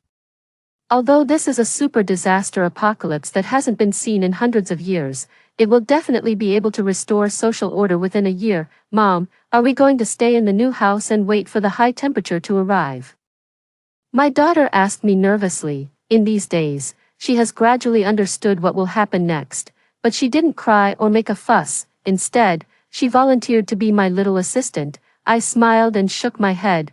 We still have to go home once and take away all the things we didn't have time to take before. After all, even a small mosquito is still meat. I don't want to leave that family with any chance of survival. 5. Although I was busy these days, I still found some time to check the surveillance at home. Sure enough, as I expected, the day after I left home, my husband and in-laws brought the mistress and her son to the house. When Adrian saw my daughter and me suddenly coming back home, he was only shocked for a moment and then immediately put on a look of righteousness. Just in time, you're back. I was still struggling with how to introduce Grace to you. As he spoke, he skillfully put his arm around the waist of the mistress beside him, as if he was introducing his wife to an outsider. This woman named Grace leaned against Adrian's arms as she spoke, and looked at me with a provocative smile on her lips. Hello, sister, I'll be joining this family from now on. Please be more understanding. I couldn't help rolling my eyes in my heart. This mistress didn't study hard when she was a child. She must have watched too many cheesy TV dramas. She didn't know that the apocalypse was coming and was still competing with me here. Seeing my expressionless and silent appearance, my mother-in-law probably thought I was going to lose my temper and start a quarrel. She immediately became anxious, quickly hugged the fat boy beside her into her arms, and gave me a fierce glare. Don't be ungrateful. After being married for so many years, you haven't even given birth to a son. In our hometown, you don't even have the qualification to divide the homestead. Our Adrian has a conscience and didn't divorce you. He couldn't bear to abandon you. A smart woman should be more magnanimous so that the family can be harmonious and everything can go well. Okay, I didn't say I disagree. Feeling my daughter's shoulders beside me trembling more and more, I couldn't bear it anymore and interrupted my mother-in-law's words. I glanced at Adrian and the woman beside him, and deliberately showed a helpless, bitter smile. Actually, I've noticed something was wrong for a long time. I'm not a fool either. But what can I do? Grace is already here. From now on, we're all family. Let's get along well. When my father-in-law and mother-in-law heard me say this, they exchanged a look and were full of pride. In their eyes, it was reasonable for me, their daughter-in-law who had always been weak and easily bullied, to react like this. However, my husband didn't show any particular expression either. He just let out a long sigh. A deep sense of sorrow welled up in my heart. After enduring everything passively for so long, They thought I deserved to bear all this, even with my daughter still by my side. They were so brazen and didn't care about the child's feelings at all. In fact, I didn't plan to bring my daughter back at first, but my daughter seemed to have sensed everything a long time ago and insisted on coming back to accompany me. I'm starving, Grandma. I want to eat pig's trotters. I want to eat drumsticks. The chubby boy who was tightly held in my mother-in-law's arms suddenly started shouting and yelling. He broke free from my mother-in-law's embrace and picked up a toy on the ground and threw it around. Suddenly, my eyes tightened. The doll he was throwing in his hand was the most precious doll of my daughter. I immediately got angry and was about to step forward to stop him. Unexpectedly, my daughter beside me gently tugged at my hand. The next second, I was stunned for a moment. Then I saw my daughter looking at me. Her eyes were red, but she tried her best to smile at me and shook her head. I instantly understood. My daughter knew what I wanted to do. She was willing to endure some grievances herself and also wanted to help me. I squeezed my daughter's little hand tightly and resisted the urge to give this chubby kid a good kick. Don't cry, don't cry. It's my fault, Auntie. Don't you want to eat pig's trotters? Auntie will make them for you. My mother-in-law glared at me. You're such an adult, yet you're not as sensible as a child. Hurry up and cook. You're just being annoying here. I took a deep look at this family. 2 adults and 2 elderly people were all coaxing that chubby boy. It seemed that my daughter and I were just servants in this family. I led my daughter away quickly and secretly put Adrian's phone and ID card back in their original places. Compared to the millions of yuan I borrowed using his information, a small pig's trotter was nothing. Eat it. Let's see how long you can still be so arrogant. These days, I'm still in charge of everything in this house and cooking for the whole family. They seemed to take it for granted that I had accepted this abnormal life of having a husband with 2 wives, but this was exactly in line with my plan. Every time I went out, I would secretly take some things from the house and send them to the new house my daughter and I prepared. There were my daughter's toys, books, our clothes, and the stored food at home. I wanted them to gradually experience the feeling of running out of everything. I only left the ingredients needed for daily meals in the refrigerator. Once the high temperature arrived and there was no one to find food for them anymore, I wondered if this family could still happily get through 3 days. As the day of the terrifying high temperature drew closer, the weather also became drier. It was sunny and exposure all day long. And the flowers, plants, and trees downstairs began to wither. While we were having a meal, the news was being broadcast on TV. According to experts' predictions, there will be continuous high-temperature weather in the coming period, but except for my daughter and me who were listening attentively, the others in the family didn't care at all. Well, after all, there was high temperature every year, and it was usually just a matter of 10 days or half a month. Who would have thought that this year it would be a disaster that hadn't been seen in 100 years? The corner of my mouth curled into a cruel smile. The long-awaited terrifying high temperature was finally coming. 6. Adrian, I signed up our daughter for a research and study activity. She's going to City J for half a month. I'll take her to catch the plane later. While they weren't talking, I suddenly interjected. Sure enough, my in-laws immediately frowned and started scolding me. Where are you going? What's the use of a girl participating in these things? You can't earn a single cent yourself all day long, and you just know how to waste our Eric's money. Besides, there are so many things to do at home. Who will do them if you leave? The mistress Grace also rolled her eyes and kept picking meat into her son's bowl. That's right, those so-called research and study activities are all scams. Sister, don't be fooled. I knew they didn't want me to spend money on my daughter. Moreover, now I was the nanny for this big family. If I ran away, who would serve them? I wasn't in a hurry and smiled. Don't worry, I've hired an auntie who will come to the house every day to cook and clean. Also, Mom and Dad. My friend in City J said that she brought back a lot of precious health products from abroad and wants to give them to me. Since my parents are no longer here, I thought I could just bring them back and give them to you. By the way. As expected, the wrinkled faces of my in-laws immediately relaxed, but there was no auntie and no health products. What awaited them was only the intense, terrifying high temperature, as well as an empty kitchen and refrigerator. When Adrian heard me say this, his expression also softened a lot. He rummaged in his pocket for a long time and took out 50 yuan in cash and handed it to our daughter. This is all the change I have. Dad, take it and buy some snacks. Remember to come back early. Grandma, Grandpa, and your little brother all miss you. My daughter didn't say anything and took the 50 yuan note. I couldn't help but sneer in my heart. Miss their daughter. I'm afraid they're just worried that there will be no one to be a maid for their young master. These days, although my daughter was only in the first grade of junior high school, they treated her as my little nanny. They made my daughter take care of their precious grandson every day and even asked her to run errands to buy things from time to time. I wanted my daughter to find an excuse to go back to the new house and stay there first. But my daughter flatly refused and insisted on staying by my side.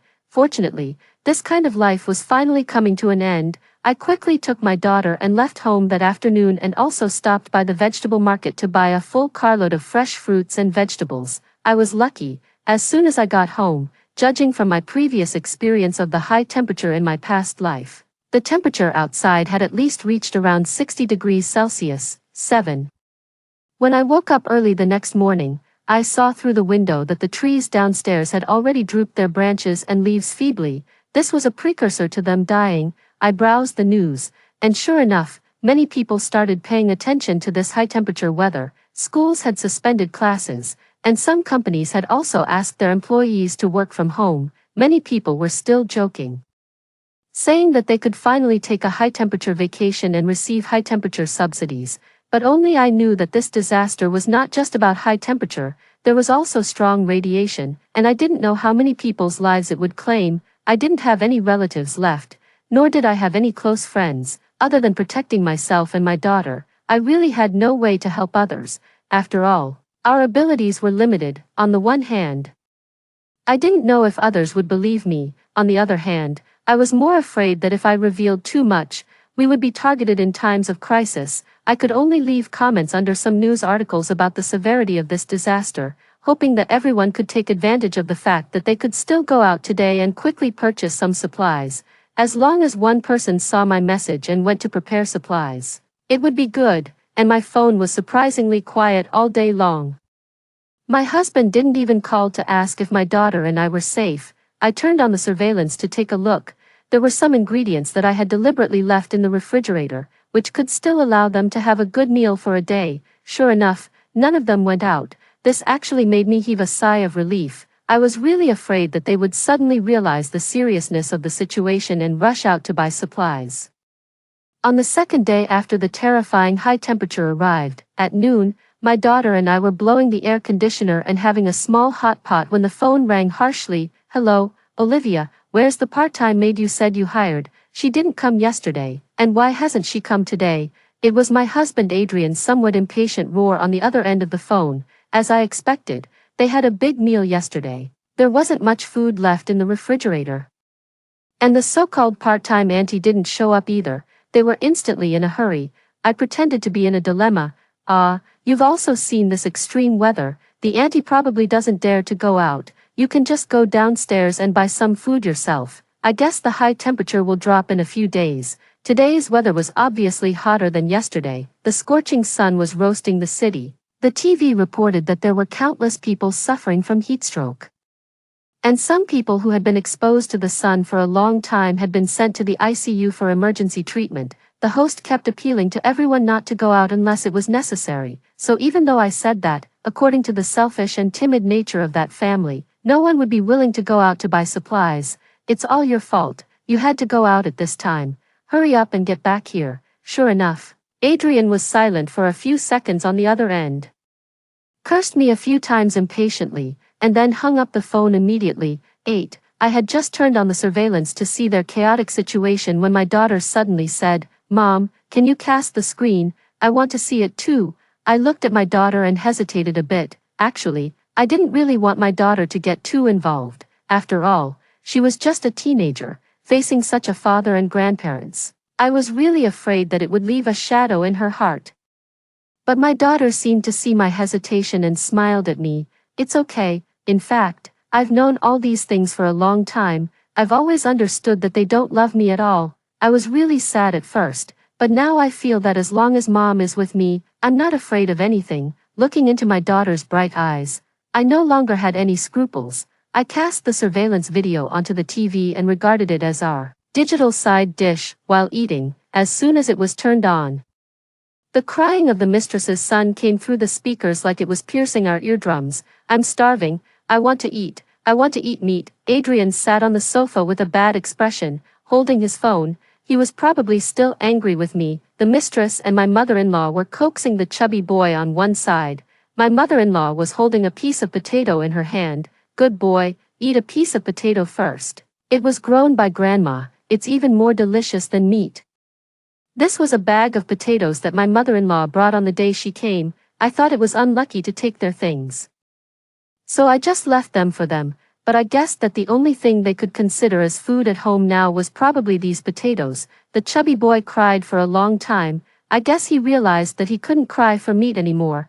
He looked at the potato in his hand, snatched it, and started swallowing it mouthful by mouthful. Mom, the potato in this hot pot is really delicious. My daughter picked up a piece of soft and waxy potato that had been cooked, dipped it in the sauce, and took small bites. I smiled and picked a few more pieces of freshly cooked beef rolls for my daughter. Yeah, but don't eat too much. If you eat too many potatoes, it will make your stomach feel uncomfortable. Don't worry, unlike them, we have so many delicious things at home, we can still eat for a long time. My daughter and I looked at each other and smiled knowingly. In the following days, the high-temperature weather didn't drop but rose instead.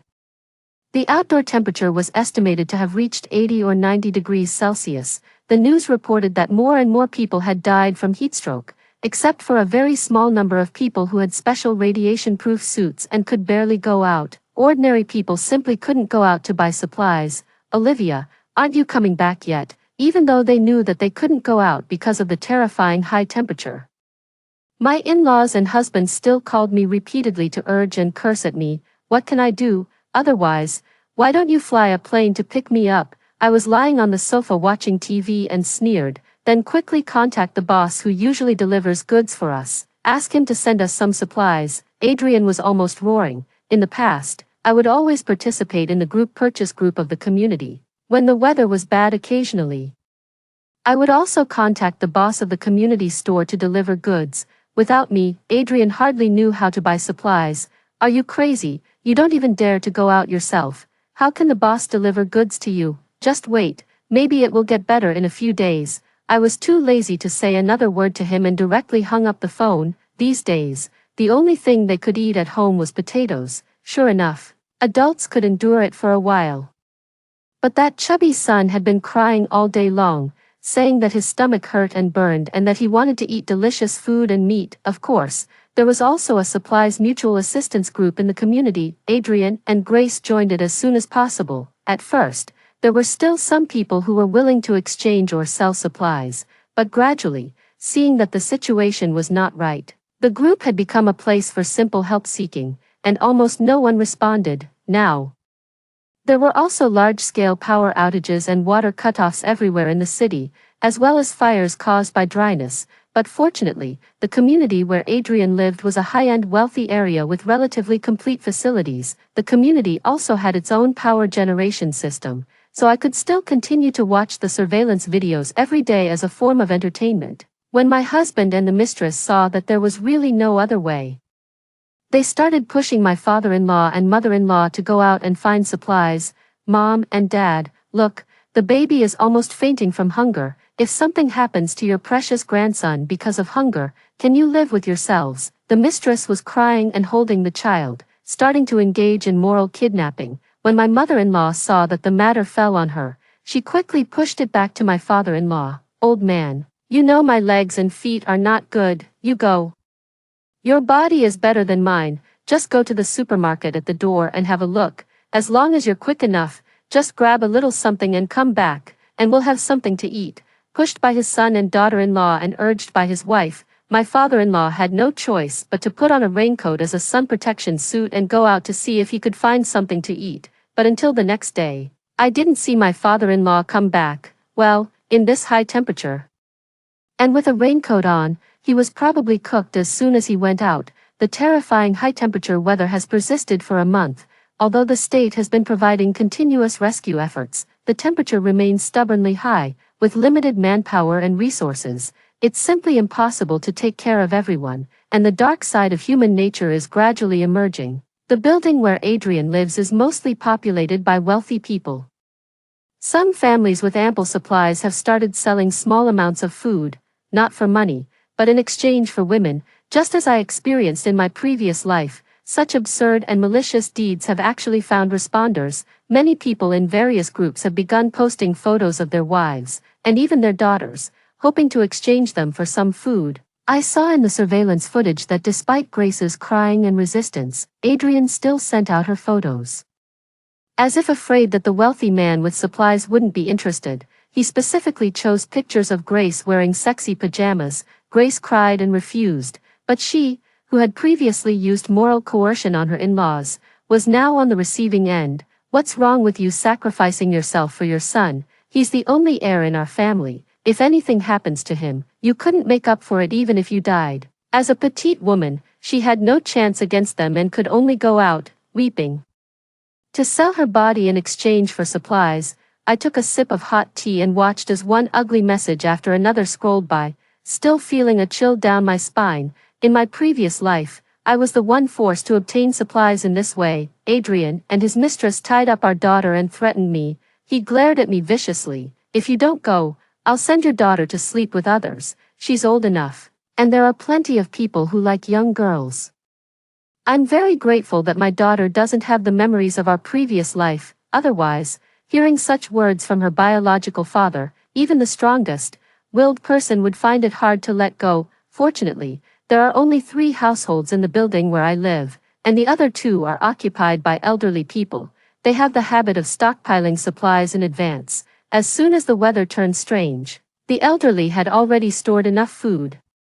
When they saw me living alone with my daughter, they even came to ask concernedly if we had enough food at home. I'm very grateful that they thought of me in such a difficult time, so, whenever I cook something delicious at home, I'll also send some to the elderly, and every time they accept my gifts, they won't take them for free. Instead, they'll share some of the food they cooked that day with me. In this way, we took care of each other, and surprisingly, we didn't find this apocalyptic disaster too unbearable.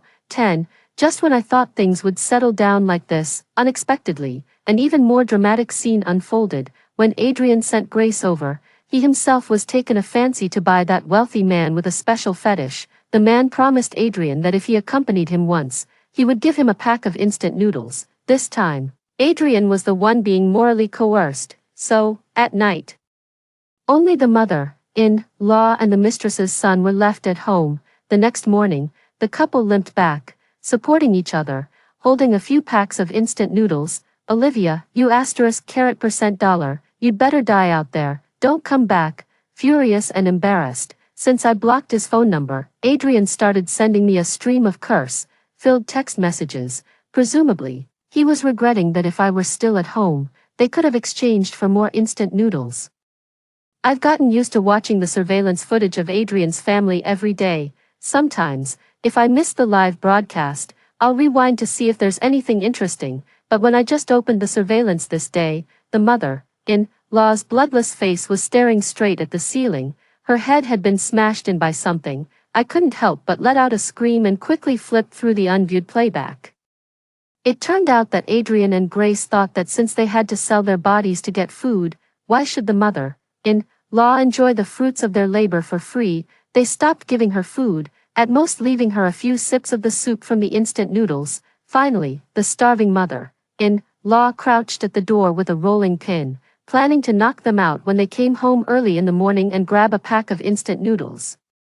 But how could an old woman who had been starving for so long be a match for 2 young people? She missed her strike, and instead, Grace grabbed a vase and started smashing it against her head, screaming. Just as I was in shock, the live surveillance footage started moving again. Adrian actually fetched a boning knife from the kitchen, each of them holding a knife.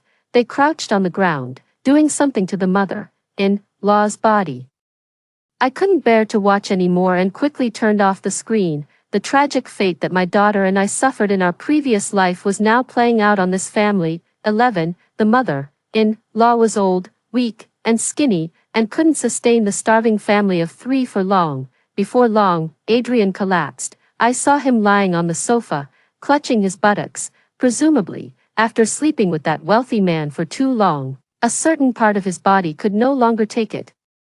I'm not sure if the supplies at the wealthy man's place were running low or if he had grown tired of the couple, but after one return, Grace never went out again. They survived on the few remaining packs of instant noodles at home, and every day they had to endure the crying of their hungry son. I didn't check the surveillance for a while. When I opened it again, Adrian, who had been lying on the sofa, was only half left. Grace and her son, with messy hair and dirty faces, looked like two ravenous madmen, gobbling up the meat in the pot. I silently saved some of the surveillance videos showing the mother-in-law and Adrian being killed and cannibalized. I don't know how long Grace and her son can survive. In the previous life, when the high temperature became too severe to go out, they tied up my daughter and threatened me to sleep with men in the building in exchange for supplies. Naturally, the law will punish such perverted cannibals.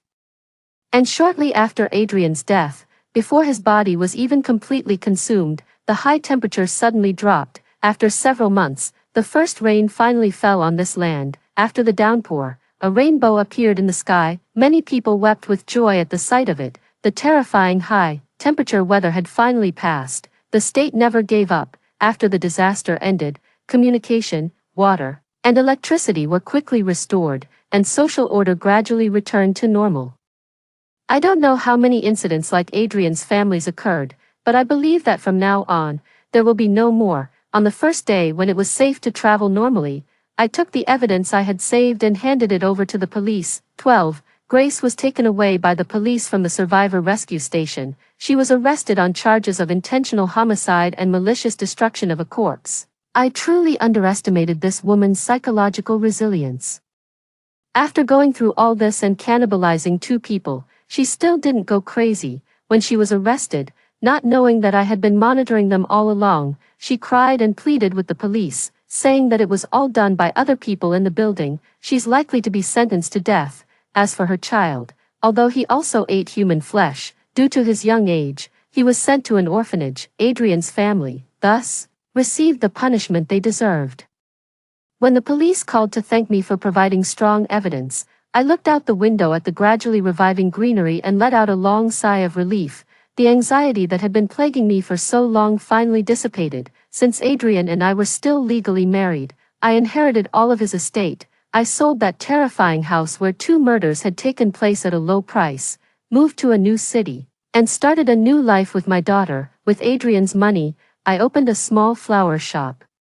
Although it doesn't earn a huge profit, it can at least cover the daily expenses for my daughter and me. In fact, with Adrian's inheritance and the untraceable online loans I obtained, we don't have any financial problems, but it still feels good to reintegrate into society and have my own small business. My daughter has gotten rid of the shadows from her past family life. She has become significantly more confident and cheerful, made new friends, and has been maintaining top grades in school. The nightmare that haunted us has finally faded away. It turns out that after the storm, there really is a rainbow.